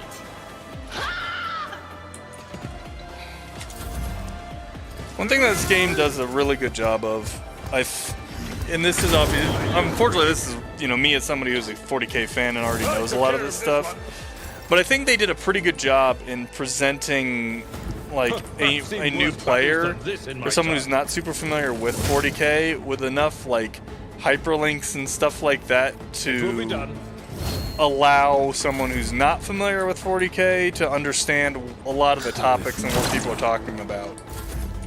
Like, you can hyperlink over stuff and it'll tell you, hey, this is what this thing is. This is what they're talking about when they mention this stuff.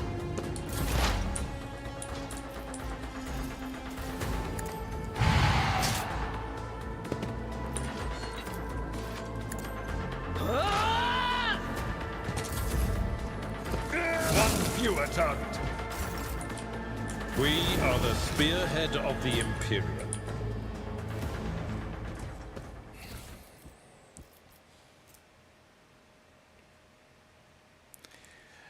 I mean, they call it hyperlinking. What it actually is I always have a backup plan. stuff will be highlighted in the chat box. It'll like be, if it's just a 40K thing, it'll be like a brown color. You hover over it, and it'll tell you. It'll bring up a little window telling you about it.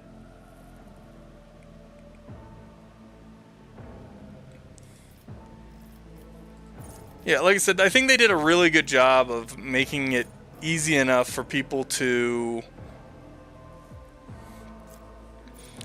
understand what's going on, even if they haven't actually, you know, been into 40K for a, you know, a large part of their existence, like people like me have.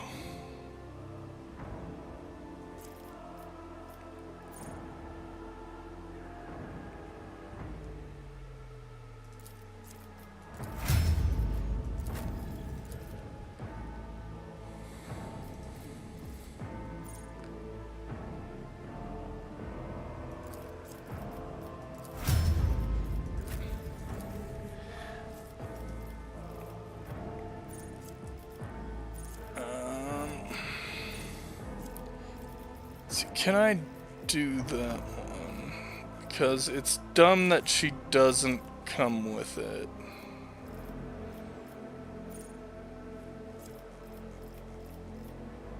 Okay, no, she has, I think she has it already.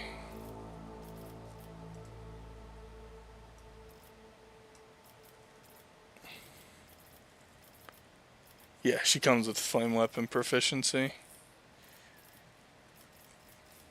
Sisters are well known for their use of flame weapons.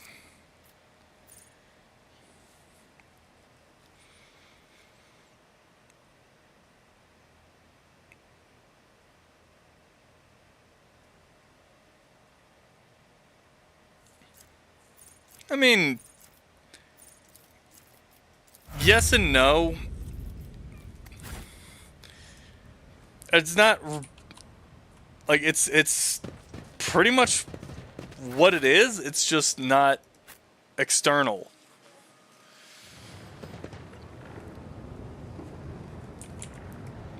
And it's not, most of 40K stuff isn't garbled nonsense. It's faux Latin. The first sacrifice opens the eye. The second sacrifice draws its gaze.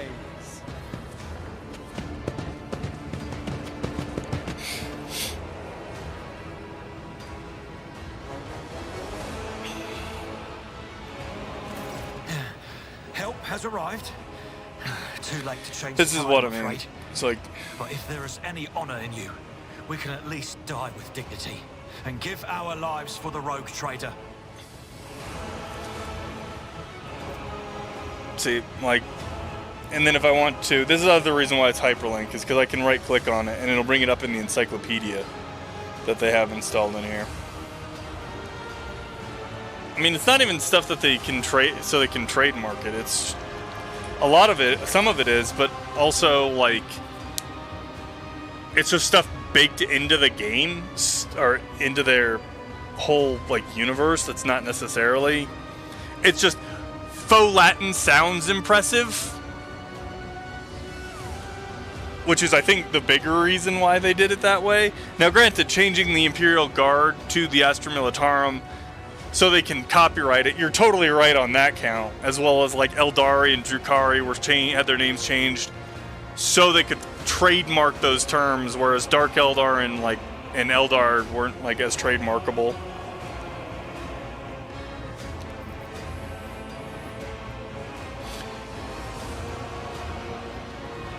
Theodora von Valencia says, "You look dreadful." I am still standing, and I have enough strength in me for one more fight. All that truly concerns me is this. Where is the Lord Captain? Theodora von Valencius is dead. I found her and the Arch-Militant in her study. God Emperor preserve us. The rogue traitor is dead. The ship has lost her Lord Captain, and the house its head. I mean, people like throwing that around, but at the same time, like, it's a company. They still do need to make money. No matter what ritual Kunrad is performing there, the warp is too strong. I cannot withstand it.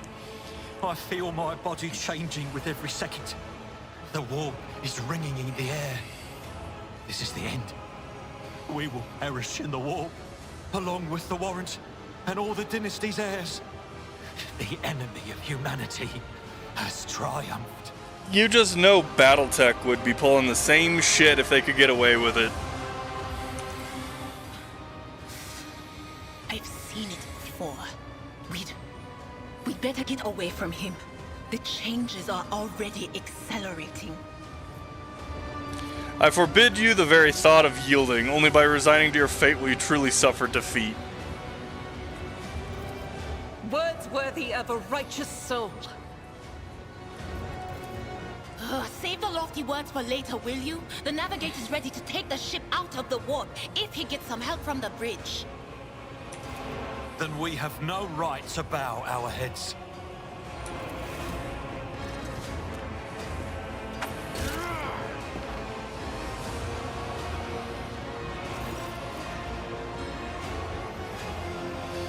I mean, that certainly was a bit of an issue there. I don't think they thought that one all the way through. It wouldn't surprise me over much if they didn't even realize Battletech had a Warhammer mech in it. So it didn't even occur to them that that would happen. Honestly, that one just seems like somebody set the whole things too broad and left it at that. You can see Kunrad Vogtveer clearly in the gloom of the bridge. The broken blade he is holding is stained with the dark drops that seem to have a pearlescent glimmer to them. We are out of time.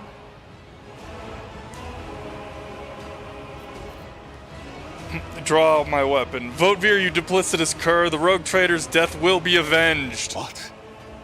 Theodora is dead? No, that can't be. Not now. I still haven't. The ritual will not be completed. I'll take care of it. And you, see to it that the void ship breaks free from the warp. Watch over our realm. And farewell. Edelthrad, don't!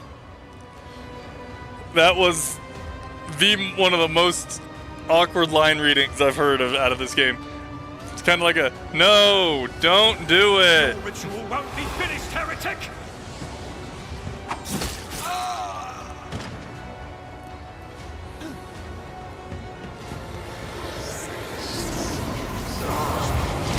God damn it.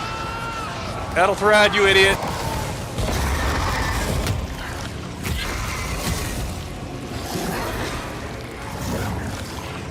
Well, that thing has got a face only a mother could love. The Masters demand your death!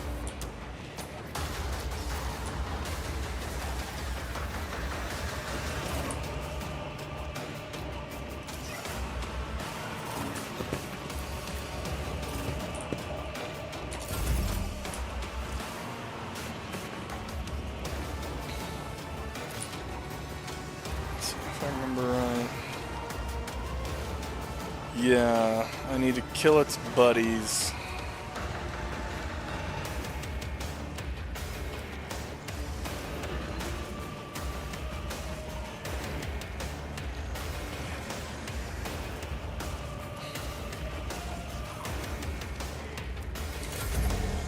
Oh crap, I accidentally ended my turn without doing anything.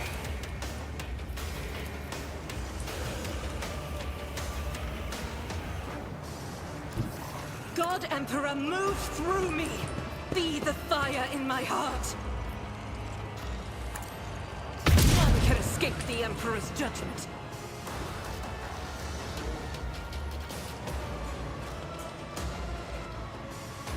Faith without deeds is worthless.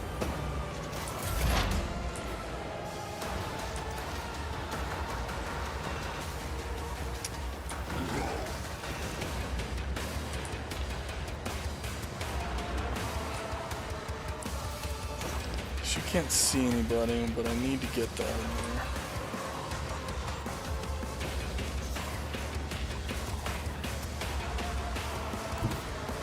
I know what is to come. Go over there. Oh, range.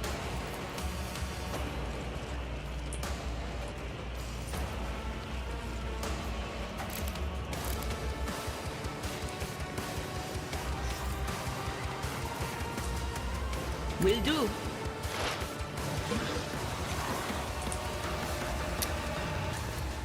My mouse appears to be stuck. Anything else? What an unfortunate turn of fate. I serve the ruinous powers. Glory of my master. Out of my way! Yeah, which is kind of disappointing, because the voice acting everywhere else in this has been so good that it just having this vibe of, oh crap, we had this one line we needed to record, so hey, go grab whoever you can happen to find. Follow my lead. Alright, Abelard, go 1v1 this. I will do like you do. At your beck and call.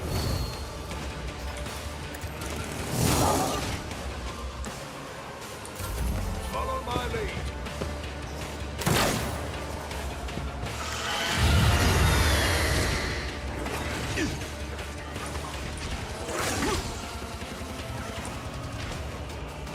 Stay vigilant. How did you miss? He's right there!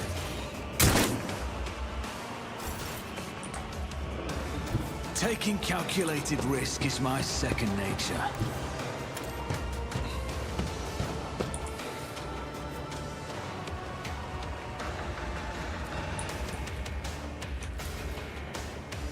I'll make it happen.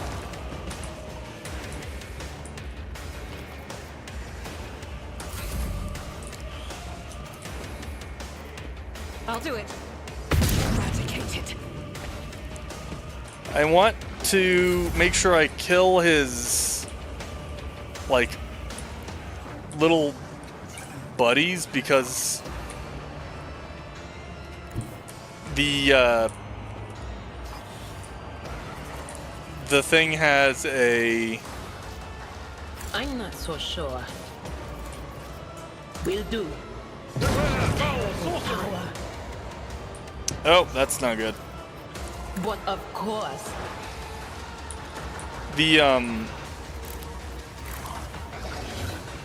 This thing will devour other people to heal itself.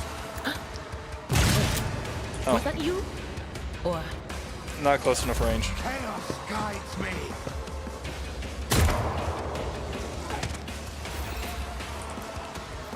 No matter the cost.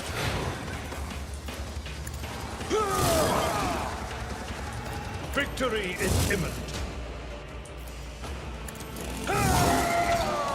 Indeed.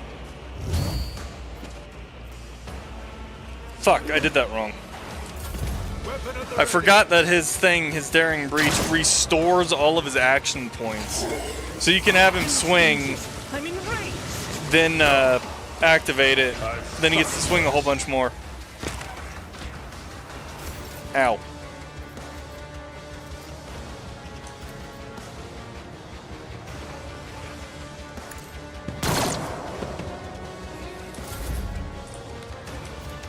As the Emperor commands, I act. Just a minute.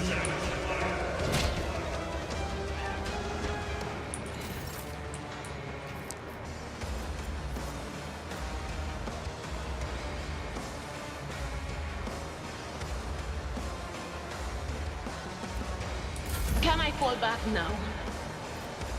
No, you cannot.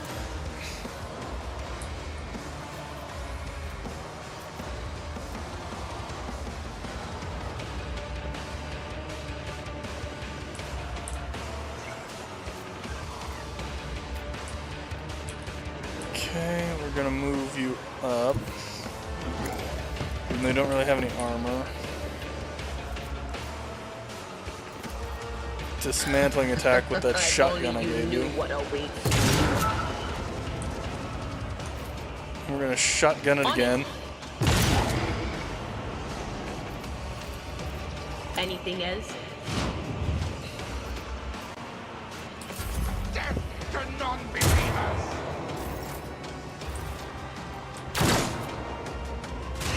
Cleanses the body. Yep, you just ate that guy. I think that was the only one left, though.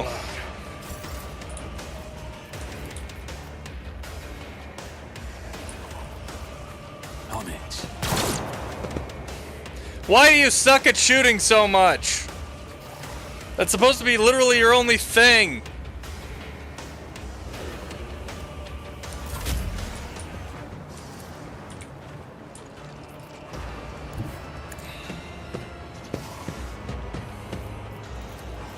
Injuries will not slow. Doubt is for the weak. Why did I not foresee this? Analyze you.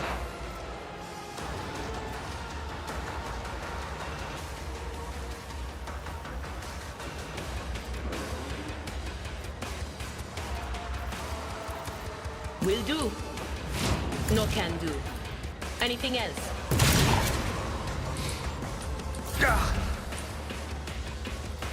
I guess Doom Guy really had a point here. The best way to deal with demons is a shotgun. At your beck and call.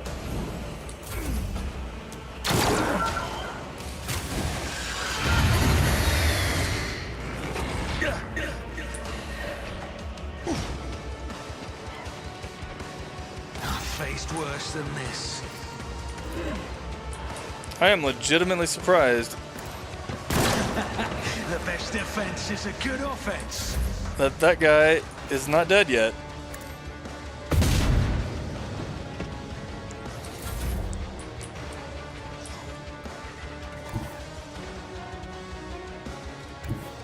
Cover me.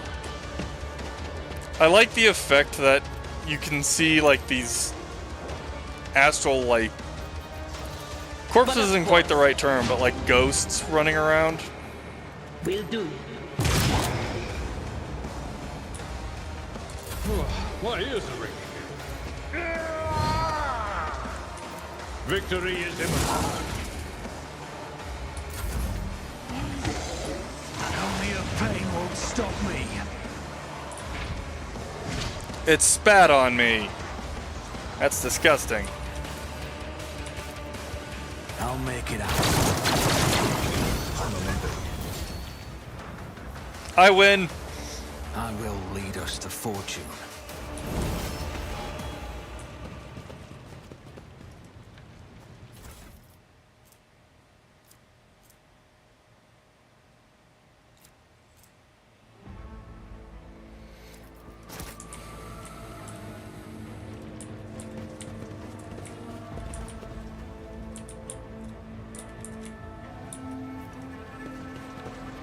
Keep your wits about you. The air. Rivor, Master Helmsman, systems status report. By the Emperor, it's the Seneschal. Living and breathing. Well, there's a tricky question. The old place is so overgrown with foul wickedry. We'll be scrubbing it off the vid screens for throne knows how long. We need to re-establish contact with the Navigator's Sanctum. It is our only chance of escaping from the warp. The words seem to knock the officers out of their stupor, and the air around you fills with voices and commands being issued. You hear someone sobbing, one of the survivors buckling under the stress. Abelard cuffs the crying officer without even looking, because Abelard is a badass. Restore the Fox channel to the Navigator's Sanctum. Ready the crew. Prepare for translation to real space. You may call me superstitious, but translation is not a good time to disregard rules. You are the only one who speaks for House von Valancius. You may not be the Lord Captain, but you, more than anyone else, deserve to take her place in the ritual that is about to commence. I am ready. Begin the ritual.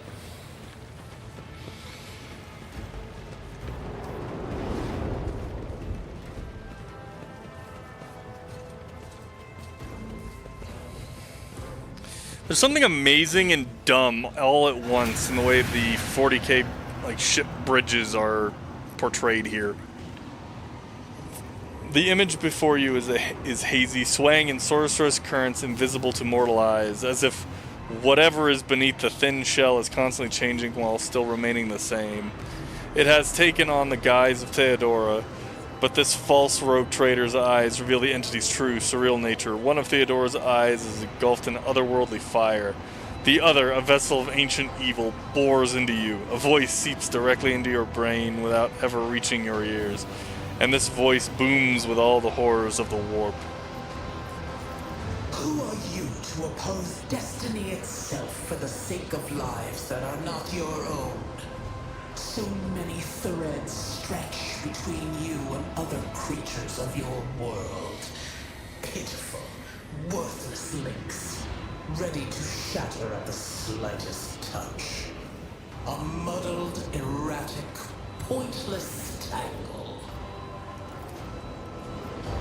It resonates and merges with the voices that have already dug their foul roots into your consciousness. A moment later, you realize that all of these voices are the myriad manifestations of the same call that has finally invaded your mind.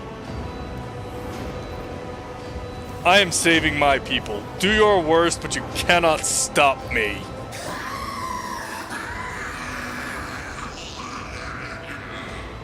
Lead them, mortal. Guide them. Persuade them. Force them to walk your path. You will need followers, for destiny is preordained. The aspirant vowed to return with a trophy, a relic that could serve the edge of daybreak. That fate was assured, and the steps chosen.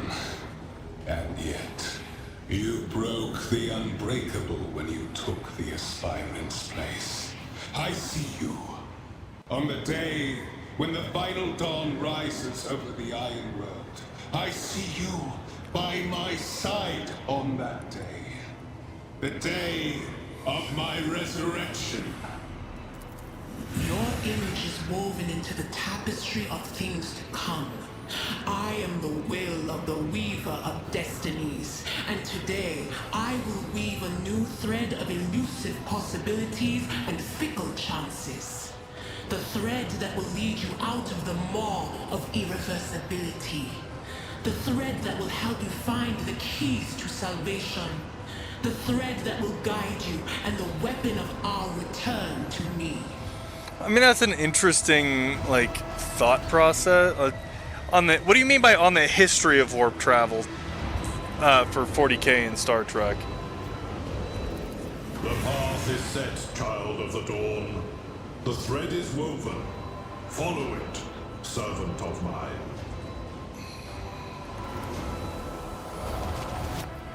Seneschal, the Navigator's Sanctum is silent. The Vox signal is stable, which means... The Navigator gave his life battling the storm that nearly claimed the von Valancius flagship. We will honor his memory, along with that of all who died this day. Seneschal, will you tell us now? Who is that? Where's the Lord Captain? As First Officer, it is my duty to inform you with the greatest regret and indelible sorrow that Lord Captain Theodora von Valancius is dead. May her memory never fade from the annals of the dynasty. By right of blood succession, and with the absence of other kin who could challenge this decision, It is hereby declared that the successor to Theodora von Valancius is her heir, the rightful inheritor of the Warrant of Trade, and the title of Rogue Trader. The official ascension ceremony will be held at a later time. In the interim, have you lost your tongues? Hail your lord. It is because of his toils that we all still live. The deed is done, Master. My apologies. I meant to say Lord Captain.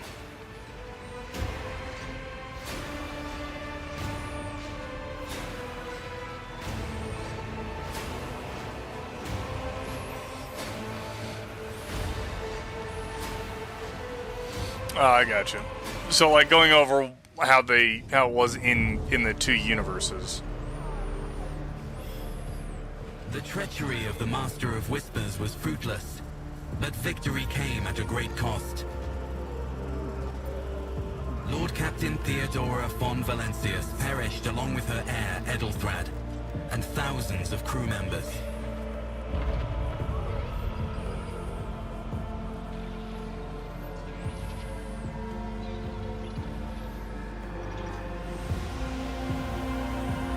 Yet hope remained. For the second in line to the Rogue Trader dynasty survived. And through the strength of his resolve, saved those who were counting on him for protection.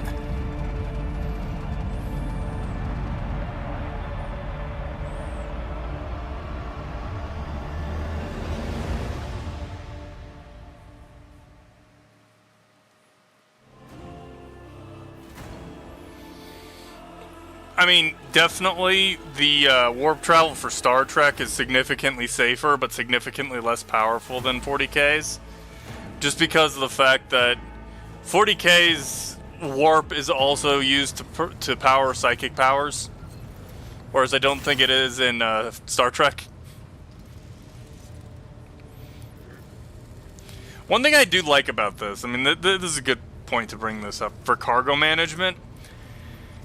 Because you are supposed to be a rogue trader in this game, one of the most powerful people in the Imperium of 40K, you don't buy things in the same way you do in other games.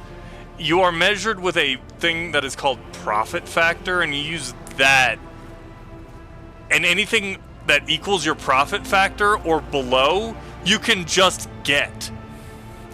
You don't bother with selling individual, like, guns you pick up.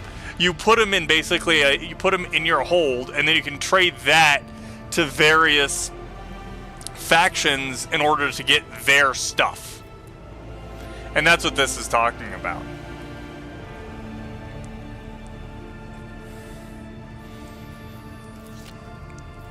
Because, I mean, you could include the standard, I'm going to sell every gun and sword individually, but then you don't feel like a rogue trader bothering with these little minuscule little bits.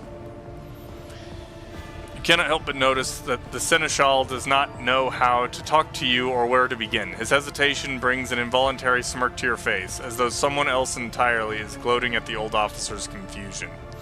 Seeing your smile, Abelard pulls himself together.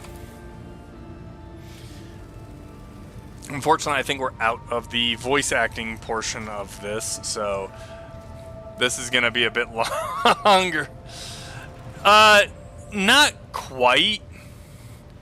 It's not really contrived, but obviously it being an RPG, there's going to be a lot of crap you're not going to want to use, and you don't want to clutter up your inventory. So rather than have to worry about selling each one, like I said, you just trade it to other places, and once you have them at a certain level, so long as your profit factor is high enough from doing other things, you can just get whatever you want.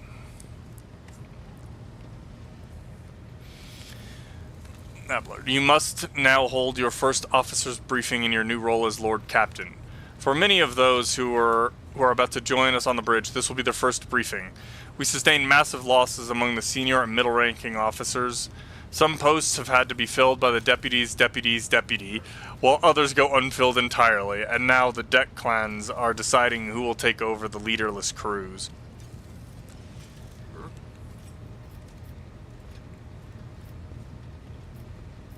Have you succeeded in tracking down Voidbeard?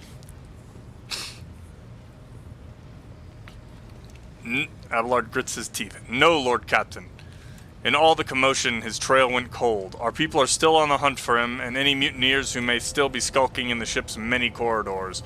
But frankly, I would not be surprised to hear that we are now one shuttle short. I am afraid that it will be some time before he answers for all that he has wrought.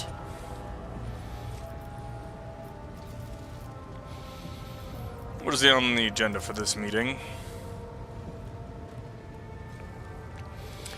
Reports on the condition of the ship and crew. The Lord Captain is not usually drawn away from her important affairs to attend such routine briefings. But this is a unique situation. I am still receiving updates from across the ship, and they are not encouraging. Getting this bird to fly could take a gargantuan effort, even so far as you personally negotiating with the authorities of the system we are currently in. So prepare to hear a bevy of complaints and excuses, your lordship. Take this opportunity to get a good look at the officers who work 6 decks away from the bridge, and they in turn will have the honor of beholding the visage of their Lord Captain. Okay, I am ready to start the briefing. Summon the officers.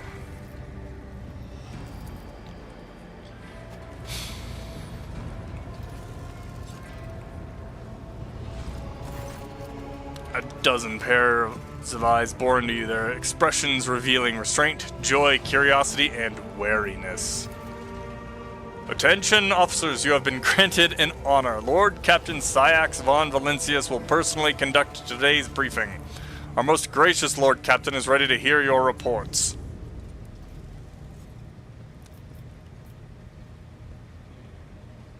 Perhaps you would introduce me to those present.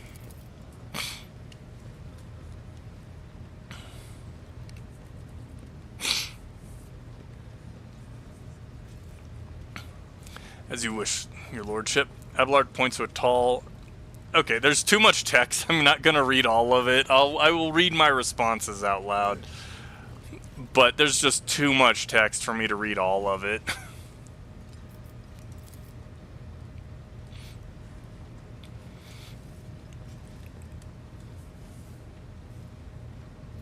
Especially because I'm not a good voice actor or anything like that. I'm actually thinking about it. Might be something to see if I can do voices. It's for practice and whatnot. Something to think about.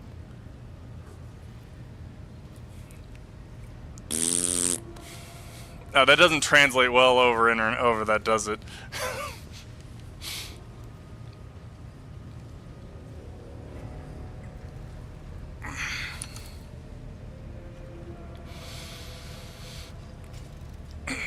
I guess I can try it. I'll do my best. It's not gonna be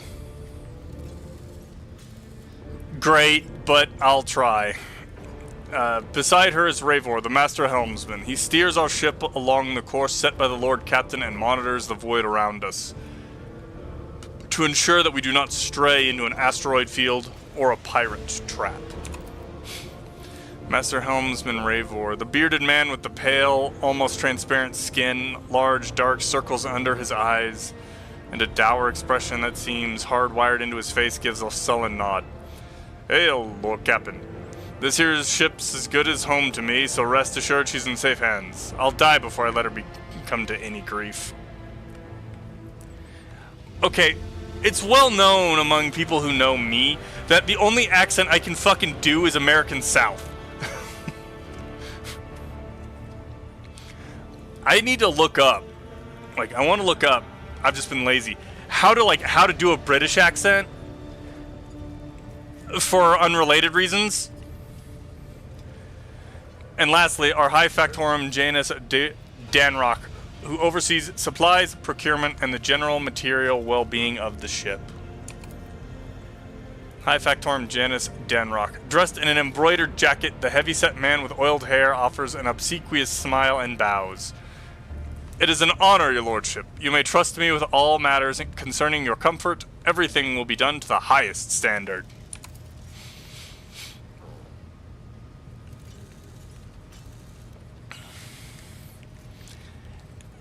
Yeah, maybe, but I don't.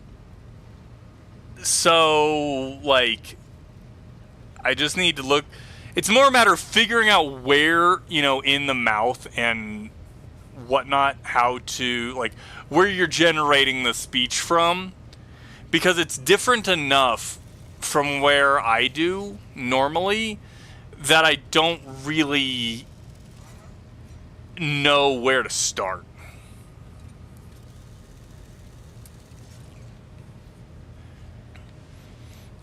It's one of those things that you don't ever think about. Like, obviously, I have an accent, but I don't hear an accent because I'm from Colorado, and therefore my accent is probably an amalgamation of about 300 different accents from around the United States. Anyway, in the second row, we have the 3 officers charged with overseeing the ship's vital functions. The Master of Ordnance, I like him, is responsible for the artillery aboard. That's why. The Infernus Master, whose crew work to prevent and extinguish fires on the ship. And lastly, the Drives Master, servant of the Omnissiah. The Infernus Master is a guy you definitely want to have on your good side because fire is like the worst thing possible. The 3 officers salute you. The Infernus Master does so with confidence, while the Master of Ordnance betrays nervousness. The Drives Master offers a salute resembling a dance, involving the complicated manipulation of all the tech priests' mechadendrites. Thank you, Abelard. Greetings to you all. I serve at your pleasure, Lord Captain. I wish to hear the Infernus Master's report. Yes, Lord Captain. The tall man bows his head in deference. I can report that all fires across all decks have now been extinguished. The preliminary damage assessment in terms of material losses and crew casualties has been completed. The results have been submitted to the Seneschal and the High Factorum. The post passed to him after the previous Infernus Master and his next 3 deputies expired in the line of duty. Abelard remarks in a low-pitched voice for your ears only. The lad is managing so well so far, he can take the heat, so to speak. High Factorum, what do you have to report? We are toiling day and night to compile a full account of the losses. The task will require next to no involvement from your lordship. I will personally ensure that all damaged components are given into the tech priest's hands for attention and that all lost supplies are replaced. There's only one resource I cannot replenish single-handedly, and that is people. We have lost more than 2,000 crew members, and unfortunately this number is not confined to the scum from the lower decks, which are easily replaced, but also includes trained professionals. We will be able to make up our losses on the nearest planet, Rykad Minoris. However, the planet, the whole system in fact, belongs to the Winterscale rogue trader dynasty. We cannot simply begin recruiting on the planet without first coming to an understanding with the governor. In that respect, I am powerless. Negotiations at this level are a matter for the rogue trader.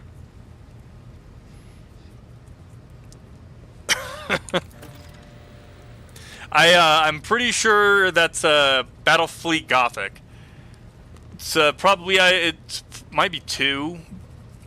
That's a game I kind of want to play, but it really soured for me after I tried to play it with a couple of buddies of mine, and we found that it didn't have a custom game lobby. Like, we couldn't find it. It didn't have a custom game lobby. It was only matchmaking. And it was like, what the fuck is this? What the hell? Like, usually matchmaking is the thing that stuff is missing. Especially true given Caligos Winterscale's penchant for attacking first and asking questions later. And the kind of thick-skulled thugs he usually installs as governors on his planets. Yeah, it sucked. We were all like, okay, because this was a couple of years ago. when we were all trying to still do like a, monthly game night with everybody. So someone would pick a game and someone picked Battlefleet Gothic 2 because we thought it would be fun. And we all got it booted up and we're like, wait a minute, there's no custom game lobby? The only one here is matchmaking? The fuck is this? Drives Master, I will hear from you now.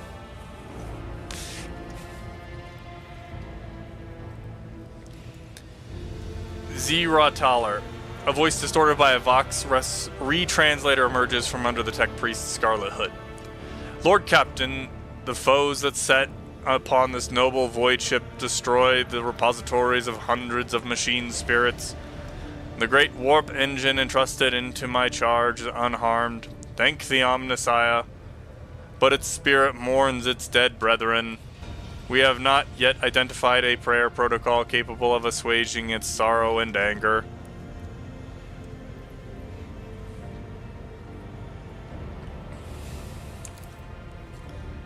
With great sorrow, I must also report that the Engine Seer Prime, Overseer and Spiritual Authority of all tech priests on board, fell in battle. The Magos was betrayed by the little flesh that remained part of him. A most terrible loss. There is no one among my comrades aboard whose experience and comprehension of the sacred protocols equals that of the fallen Magos. We require a replacement, and as soon as possible. I see. Thank you. Master Helmsman, deliver your status report. Right you are, Captain. Or Captain. To cut a long story short, the outlook is bleak. The ship's sound, more or less, but without our Engine Seer Prime and Navigator, who fell in battle, we have no way out of the system. If we try to set up so much as a toe in the warp, I don't know what'll happen first. Our warp drive being torn to pieces, or all of us melting into the bulkheads. Your Lordship, if you will allow me to interject. When we arrived in this system, my crew followed standard protocols and conducted a count of all the available communication channels in the region. One of them was a Navis Nobilitate station. The station maintains complete Vox silence, but even its presence here inspires hope. To have located a navigator in the very same system is an incredible stroke of luck. A true blessing from the God Emperor. I mean, that's the theory, but you'll still run into a rough spot. Although I can't imagine there's a lot of people playing Battlefleet Gothic 2 online very much anymore. Like, it's not exactly like it was a huge game to start with. One game that I should play some more of, because I can get away with it, is Guild Wars 1, because of the fact that it apparently costs so little resources that they're just gonna, as long as Guild Wars 2 exists, they're just gonna keep running Guild Wars 1. A sharp bolt of pain lances through your skull as if in response to what you just heard. You understand that it's not the God Emperor that you should thank for such good fortune. The words of the daemon that appeared before you during the translation of real space echo in your mind. I am the will of the Weaver of Destinies, and today I will weave a new thread of elusive possibilities and fickle chances. The thread that will lead you out of the maw of irreversibility. The thread that will help you find the keys to salvation. Ravor, if I were you, I'd grab this chance with both hands, or else you'll soon be eyeing up asteroids to use as your new residence. In slightly less shitty news, we can go round and round this system till our heads are swimming, as long as the Promethium and supplies last. And if any thick as Grok shit lowlifes come sniffing around, we'll be able to take them out, so don't you worry about that score. Master of Ordnance, do you have anything to report? Master of Ordnance gives you a gloomy look. No. My job's simple. Maintain the arsenal and fire where I'm told, but just ask anyone. We've got no able crew, no Lord Captain. Master of Ordnance, you forget yourself. So what? Comes the officer's hostile and bitter reply as if a dam has burst inside and all his pent-up emotions are rushing out of him. The ship's in ruins. Every second officer's dead, and now we've got a green Lord Captain who's supposed to lead us to Void knows where. Silence! The bridge's magnificent glass panes seem to tremble under the force of Abelard's roar. Enforcers, seize this mutineer!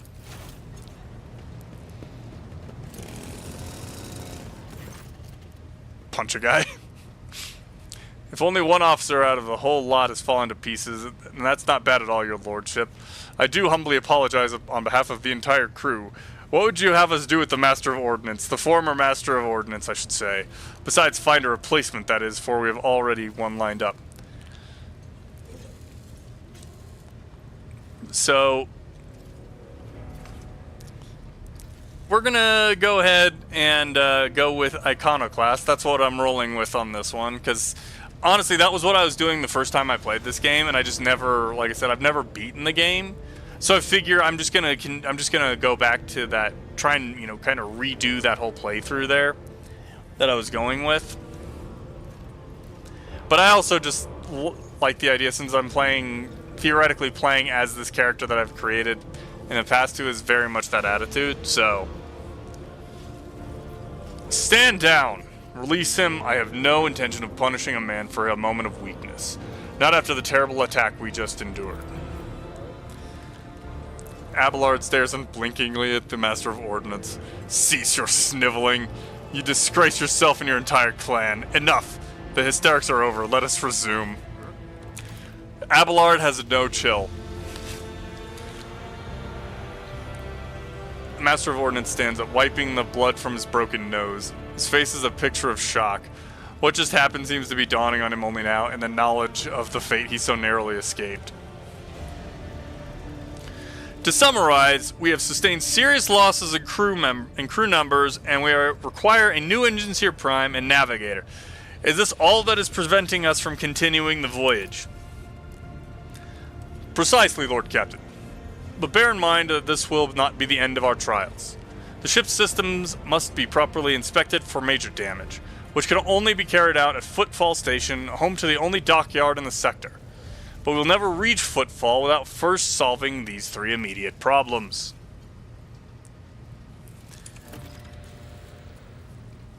Yes, you're not wrong, but it's 40k, so...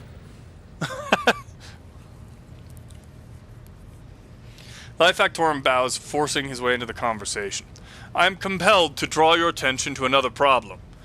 It is on a lesser scale than anything previously mentioned, but is nonetheless significant. Our most ancient archaeotech, the sacred implantation throne, damaged during the riot. It is at risk of destruction. I dare not take up any more of your valuable time, so please, if possible, attend the Sector Bionica where the Drives Master will tell you of the tragedy. What can you tell me about the system in which we currently find ourselves? I cede to the Vox Master on this point, Mistress Toleman. We are in the Rykad star system, and our voyage here was undertaken on the orders of your lordship's predecessor. There are 3 inhabited bodies in this system, and our attempts to send Vox messages have produced confounding results. The Navis Nobilite station has not simply failed to answer, it seems to be maintaining total Vox silence. However, we did receive a distress signal from the prison planetoid in the system. And Rykad Minoris itself is also not responding to our hails. But what is most alarming is that our augurs have intercepted signals from the surface that seem to indicate ongoing hostilities on the planet. Well, that's one of the reasons why Caiaphas Cain is such a great character. Because he is sane, but he is also acknowledged at numerous occasions throughout his series that he's not sure there is actually a real Caiaphas Cain under all of the bluster and posturing, and instead not just a little ball of self-interest. Honestly, I know you don't care super much for 40k, Sumitha, but honestly, I think you would actually like the Caiaphas Cain books, because they're not like, I'm going to be so grim and dark and grim like 40k generally does. I mean, the thing is, that's one of the best parts about the Caiaphas Cain novels, though, is because, like, he says, I only did this thing because that way I would ensure that the troops I was with wouldn't shoot me in the back. And then you're reading later and it's like, no, you literally didn't have any reason to not do this thing that ordinary commissars would do. You legitimately seem to have done that out of a desire to keep your guys alive, or at the very least not shoot them. Like a big one that I always remember is in The Traitor's Hand, which I think is the 3rd book. There are some troopers that charge an immobilized tank, and the tank is trying to swing its turret around to shoot at a grounded dropship with the tail down, so that it's a big open spot where the tank could put a round in and blow up this landing craft. And rather than ordering his aide, Jurgen, who has an anti-tank Melta, to shoot the tank and destroy it, with these troopers crawling all over it trying to get hatches open and destroy the tank that way, he instead turns around and runs for the dropship, trying to get the pilot on his communication system and ordering him to take off because he's in danger. Like, no one would blame him in the slightest if he ordered Jurgen to take the shot, but he doesn't, and it's like, that was not self-interest. That was literally, you didn't want to kill your own guys. Abelard, the situation is not very encouraging, but without a navigator, a tech priest, and new crew members, we won't be able to travel anywhere. Therefore, we must go to the planet in the Navis Nobilite station and find out what in the void is going on. Thank you all for your reports. Dismissed. The assembled officers salute you as one. Honestly, I could praise the Caiaphas Cain novels for, hours. It does have sometimes it does feel like it does have a little bit of the issue of, if you read too many of them back to back, they do kind of start to blend together because they follow a very similar format to each other.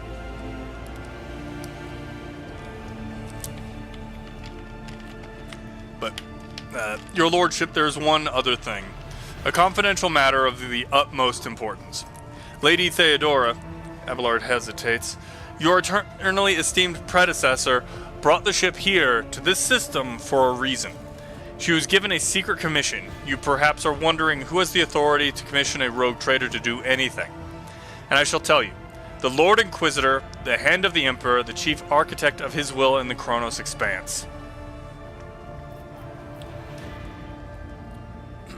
I came across a strange handwritten letter on Theodora's desk. It was signed XC. You're referring to the contents of that note, I presume? Yes, quite right. XC. Xavier Calcazar. Lady Theodora was to seek out the Lord Inquisitor's right-hand man, one Heinrich van Kalax. An interrogator, you understand. All I know is that he is somewhere in the system, that we must find him and offer him whatever assistance he requires, and then deliver him to Footfall in the Furibundus system. Finding him without any more information to go on will be difficult indeed, but an Inquisitor is an important individual. The authorities in the system, either the Navis Nobilite or the Governor of Rykad Minoris, may know something. That is all of it, your lordship. You have a great deal of work ahead of you, but it is a mere taste of the daily burden of a rogue trader. Soon you must take up the reins of the Von Valencius Protectorate. Abelard gives you another scrutinizing look as if trying to gauge how long you will hold out under this mountain of problems. His face softens slightly, and it seems he is about to offer some words of encouragement.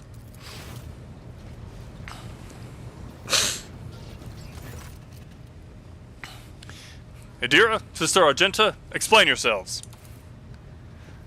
The Sister of Battle grimly nods towards Idira. The Psyker is suffering some ailment or dark madness. She insisted on seeing the rogue trader. I judged that it would be unwise to leave her unsupervised. For a brief moment, Sister Argenta's voice sounds hesitant. I was also hoping to approach you with a personal request, but it can wait. Speak with me when you have time, rogue trader. Idira's glazed eyes rove over those assembled. One word bursts from her lips. Daybreak. Idira, come to your senses. Damn it. Idira presses her fingers to her temples in desperation. Your lordship, here's the thing. I was trying to see the immediate future, and it hit me so hard. My head is still spinning. Something very strange is heading our way, and I can't make out what it is, no matter how hard I try. A single word is all I can make out. Daybreak. Or maybe it's dawn. And it's ringing and ringing like an echo, like a bell. But if it's daybreak, then why is it so dark? We cannot extract any information of value from a single word. Can you tell us anything else, Mr. Tlas? No, not yet anyway. The voices are going berserk, all shouting at once. I can't make sense of any of it. As soon as I know or sense anything, I'll report it, alright? What? Flashbang? What flashbang?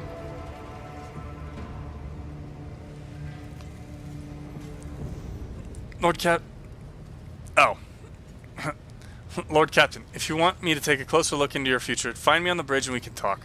Lady Theodora was well served by my whispers on many occasions, and I'm sure you would benefit from them as well. The Psyker's bitten lips stretched into a wry smile. Well, if there's nothing of value to report, I declare this briefing concluded. It is time to get to work.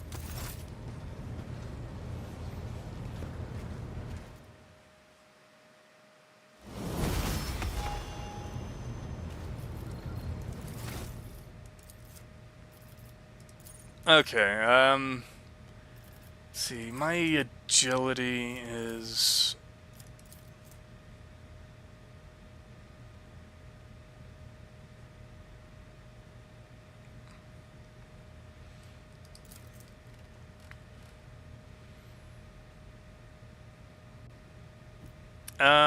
we will boost my agility. What is I can't remember. No, we're gonna boost agility because that'll pump it up to 45. Okay, talent.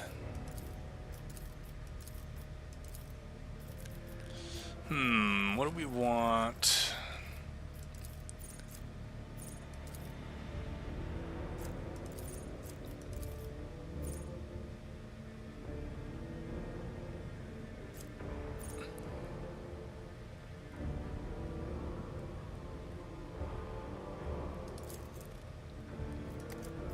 I wish I could remember what that was.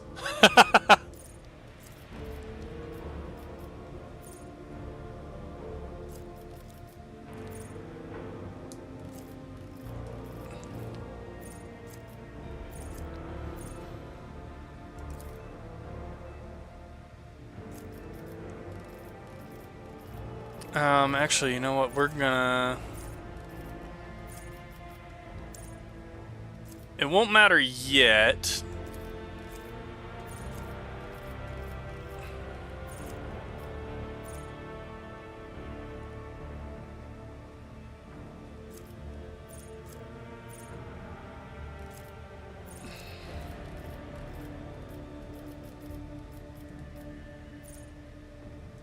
Oh, that's cool.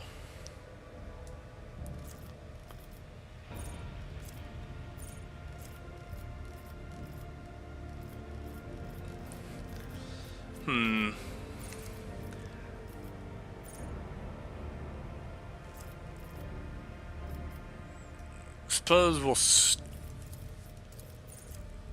we'll start with the exploit surroundings. We'll get some additional cover bonus there.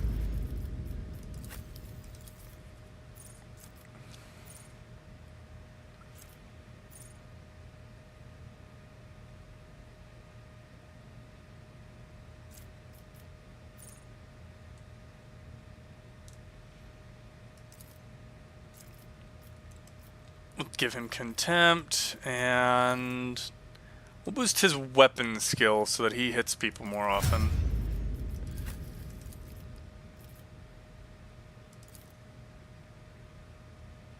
Yeah, we'll give you intelligence.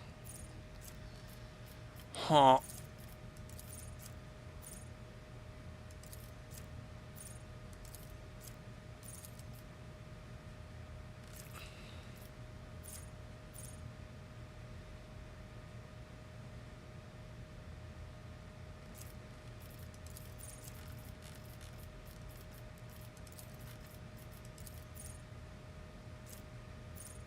We'll use advice and guidance.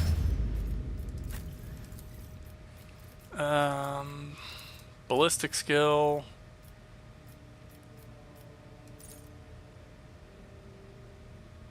And unpredictable.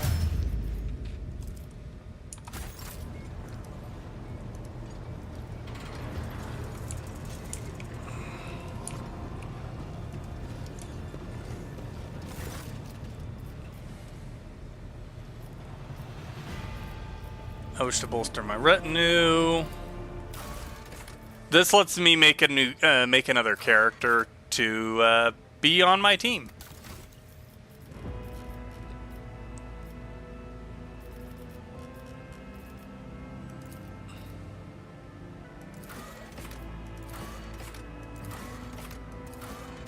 I'll mention this triumph in my memoirs. Challenges make the spoils that much sweeter. Why isn't there a daring female? Power resides in the will of the righteous! Let chaos paint the step by step I lead. Time to reap the spoils of the battle. I did fine.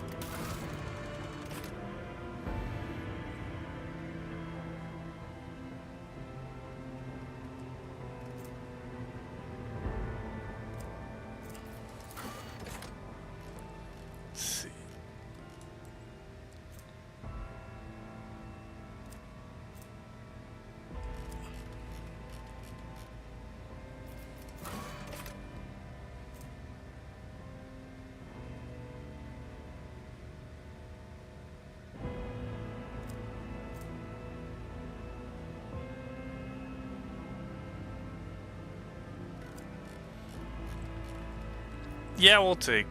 Well, let's see. Do we want to use a sub?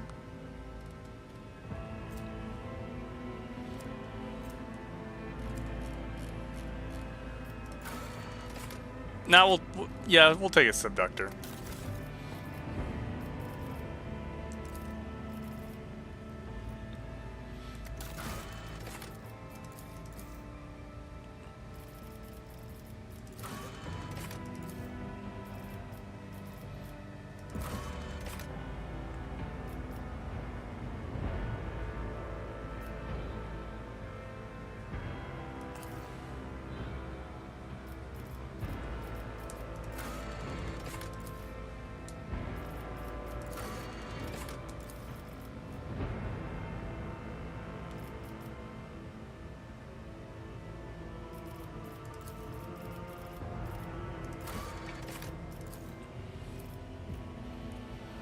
Not a particularly nice person.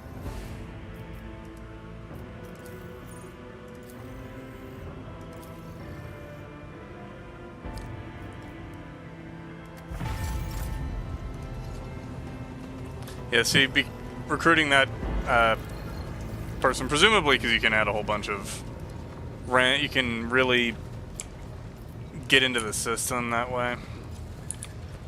Well, I can't. I'm not that smart. How do I turn on the map here?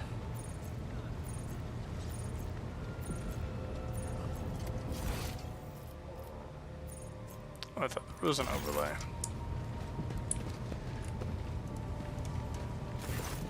Rogue Trader.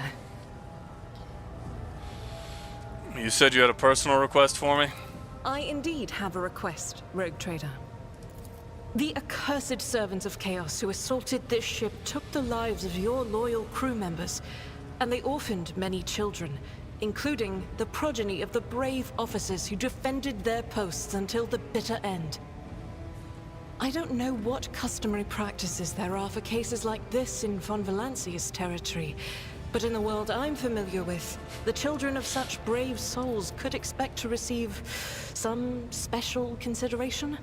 Perhaps the rogue trader could meet with the orphans? I will meet with them. No formalities needed.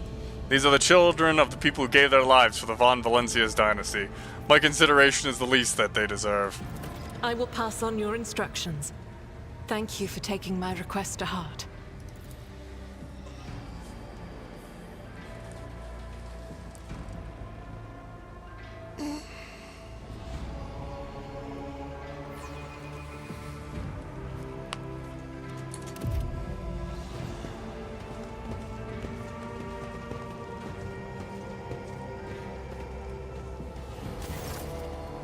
The motley group of adolescents do not take their eyes off of you, gazing at you if you were a creature straight from a fairy tale.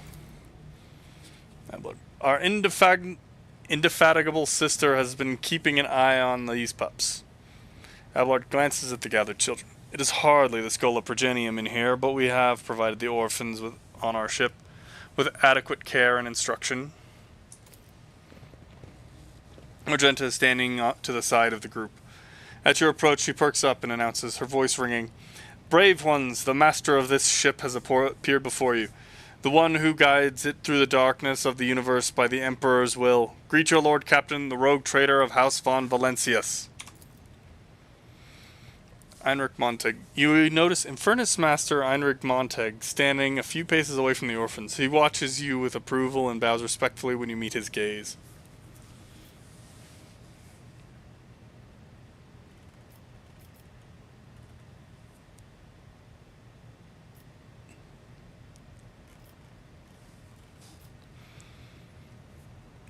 Smile at the group. Your Lord Captain greets you, brave ones. The teenagers keep staring at you. A girl who has remained close to Argenta smiles uncertainly. A skinny, pale lad tries to throw his shoulders back and stand at attention like a soldier. Only a few teenagers at the far end of the row seem sullen and not particularly impressed. One of the scowling visitors with a thin scar across his face tosses his head back and says bitterly, "So what? Why should we care? Our friends and parents died in their dozens for you, noble lot, and you just give us speeches." Fair point. Argenta quickly turns to the boy. A flurry of emotion flashes in her dark eyes, like she wants both to calm him and scold him for his impudence.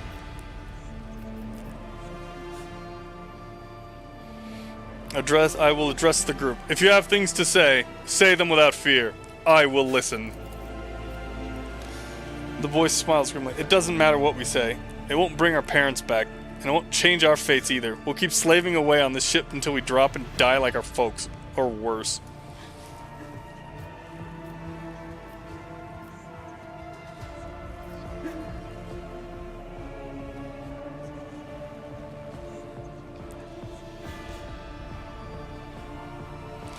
When the heretics who killed your parents attacked the ship, I was there. I took command. I fought. And I repelled the assault as quickly as I could. But no war can be won without losses. You can only strive to do what is within your power. You heard the rogue trader. His words carry the wisdom of the Imperium. I mean, the kid's probably not in the worst spot, comparatively speaking. It's not great being on the rogue trader's ship, especially like where you would be in terms of like where your folks were in the hierarchy. But if they're here, they're probably decently high up, so they're probably really well taken care of. It's hard to say whether or not your words have left an impression on the boy, but he nods slowly. Then he catches himself and gives you an awkward bow. Abelard gives a sign, and servants immediately emerge carrying packaged treats with Von Valancius emblazoned on the wrappers. It appears the Seneschal came prepared for any contingency.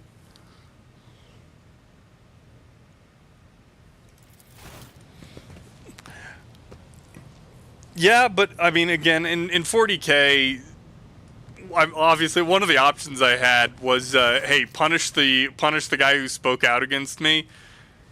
40K is not exactly the nicest group of people to be disagreeing with your superiors in. Argenta rubs her temple pensively. She smiles and offers a few more words of encouragement, then leaves the boy. I was trying to kind of scroll up and down on the options so that people could see them if they wanted.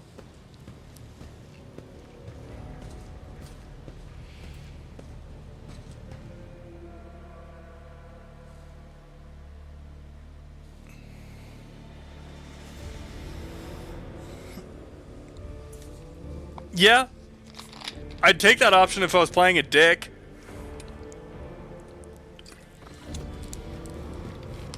Although, being honest, if I was actually playing a dick, I'd probably not have necessarily gone in the first place.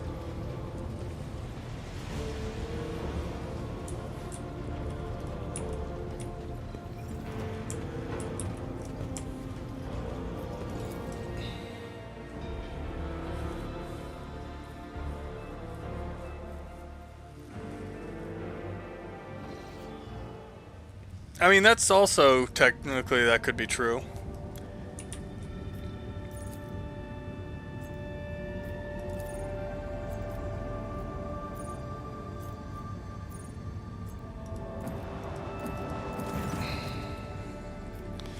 Lord Captain, Astropathic Choir Master that's a weird way to spell Zachary.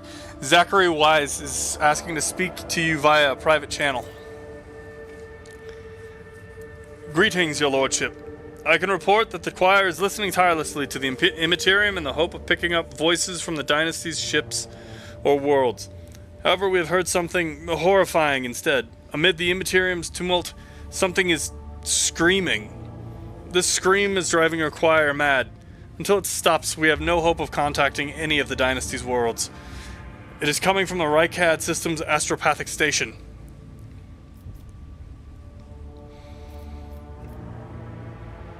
We are going to pay a visit to that station. Thank you, your lordship.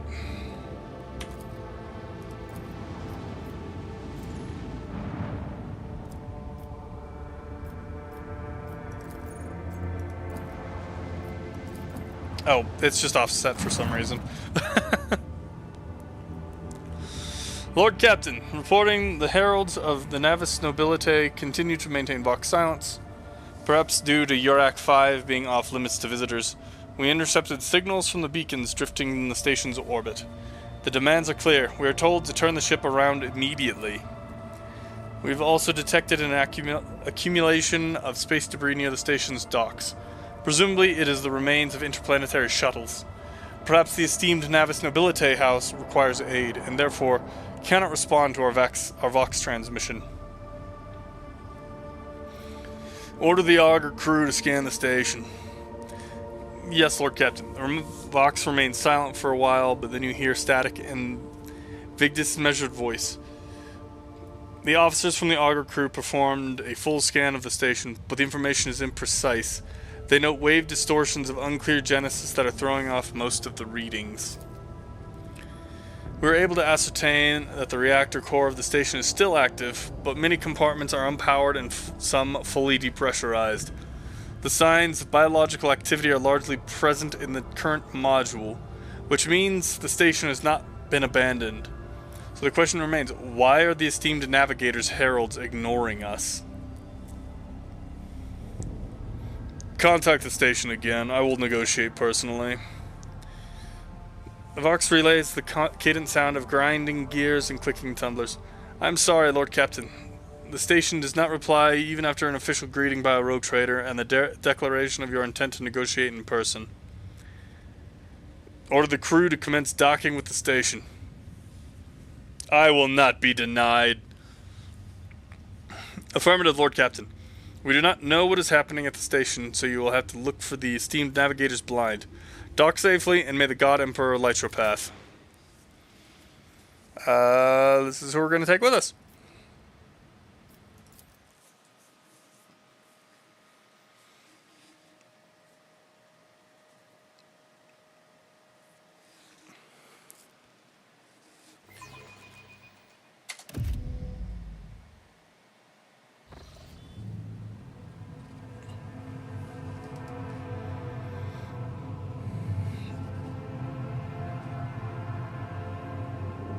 pathetic worm. You dare to argue with your master? It was not you whom I swore to serve within these walls. My lips are sealed. Confess! What was the old man's last command? What are you planning? Give up, Keeper. You have lost this battle. Again. We're getting nowhere with these ones, sir. Permission to execute them.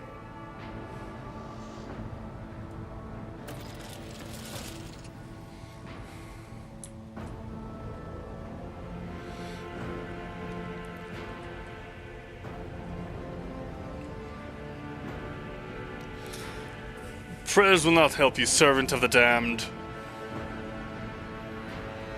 In the name of House Orselio, I command you to execute the infidels.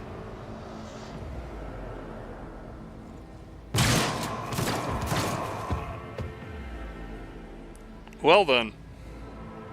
Not a step further. Master, we have some strange guests on the station.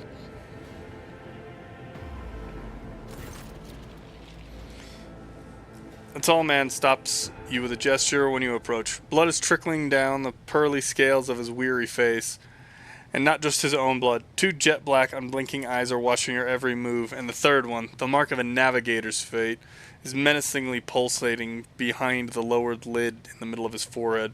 Step back, or I will unleash all the horrors of the Sea of Souls upon you. Emperor, be my witness. Abelard, if you would be so kind. The Seneschal takes a deep breath. Before you stands his lordship, the rogue traitor Syax von Valentius, heir to the greatest protectorate in the Kronos expanse, and bearer of the sacred warrant of trade. Allow me to point out the nobility custom requires the Lord Navigator to introduce himself first. But given the, unusual circumstances on the station, his lordship, the rogue trader, is willing to turn a blind eye to your hostility, but just this once. In this case, I shall turn a blind eye to your unceremonious invasion, but just this once. There's a dangerous glint in the man's dark, shrouded eyes. Very well. Allow me to introduce myself. Before you stands Felix Christoph August, keeper of this place. So you did not arrive to offer support to the traitors? This is great news. Having said that, you must understand that Yurak 5 is a holy sanctum for House Orselio, and the path to it is only revealed to a select few. It pains me to say that you are not on the guest list.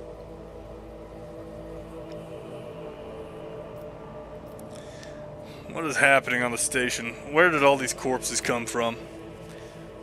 Betrayal. A most banal thing in the life of nobility, don't you think? I was stabbed in the back by my closest friend, Theobald Orselio, the second keeper of Yurak 5 and my mentor. On his instructions, my own people sabotaged the generators, blew up the shuttles, and brutally massacred the loyal servants of my mistress. Most unforgivably, they dared to take her prisoner. Greedy scum. I swear by the throne's light, their souls will perish in the darkness of the void. The madman... Felix falls silent for a few moments and then furiously slams the end of his staff into the floor. The madmen have captured Lady Cassia and are now torturing her upstairs while we are idly chatting down here. Help me rescue her or be gone, but waste no more of my precious time.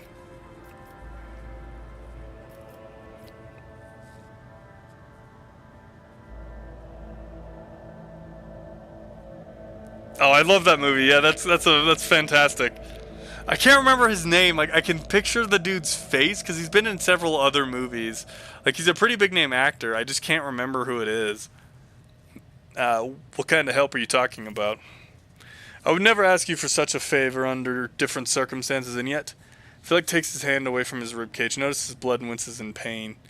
And yet Lady Cassia's well-being is above all. I haven't got many people left, and my wounds are too deep for me to act with precision and swiftness. But you may actually succeed. In order to ascend to the mistress's chamber, you will need to remake a holy relic sanctified with the blood of Lady Orselio herself. This is the control rod of the elevator machine spirit. I have one part and the other was lost during the mutiny. But even this relic will be of no use unless the elevator mechanism is powered. How should I help you? You came to this station for a reason. House Orselio will not be able to help you until the current crisis is resolved. But if you aid us now, I promise we will reach an agreement that you will find satisfying, be it riches, influence, or the powers of our navigators. So how am I supposed to power the control rod? How power the elevator? Stations make cogitators situated in the guard room. Just enter the correct command sequence and the sacred mechanism will do the rest.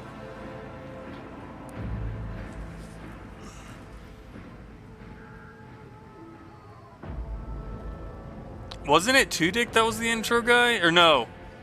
Yeah, I was talking about the intro man. I know Tudyk has been around a lot more. But again, it's been years since I saw that movie. How do I remake the control rod? I have a phylactery containing the mistress's blood. It needs to be taken to the laboratory, which is located behind one of the reliquary doors. Most ancient, sacred mechanisms will help to rebuild the rod. The tech priests ceaselessly perform the rites of appeasement, so the machine spirit would serve the house in time of need. The fateful hour is now upon us. If it's so simple, why don't you do it yourself? I never said that the feat would be easy to accomplish. The path to the laboratory and the guard room is blocked by the very same madmen who took over the station. They will not negotiate and are not afraid of displeasing the Navis Nobilite or incurring the Emperor's wrath. They bow only to brute strength, something which I currently happen to lack. I guess that makes sense. Yeah, okay, I got you. Like I said, it's been years since I saw that movie.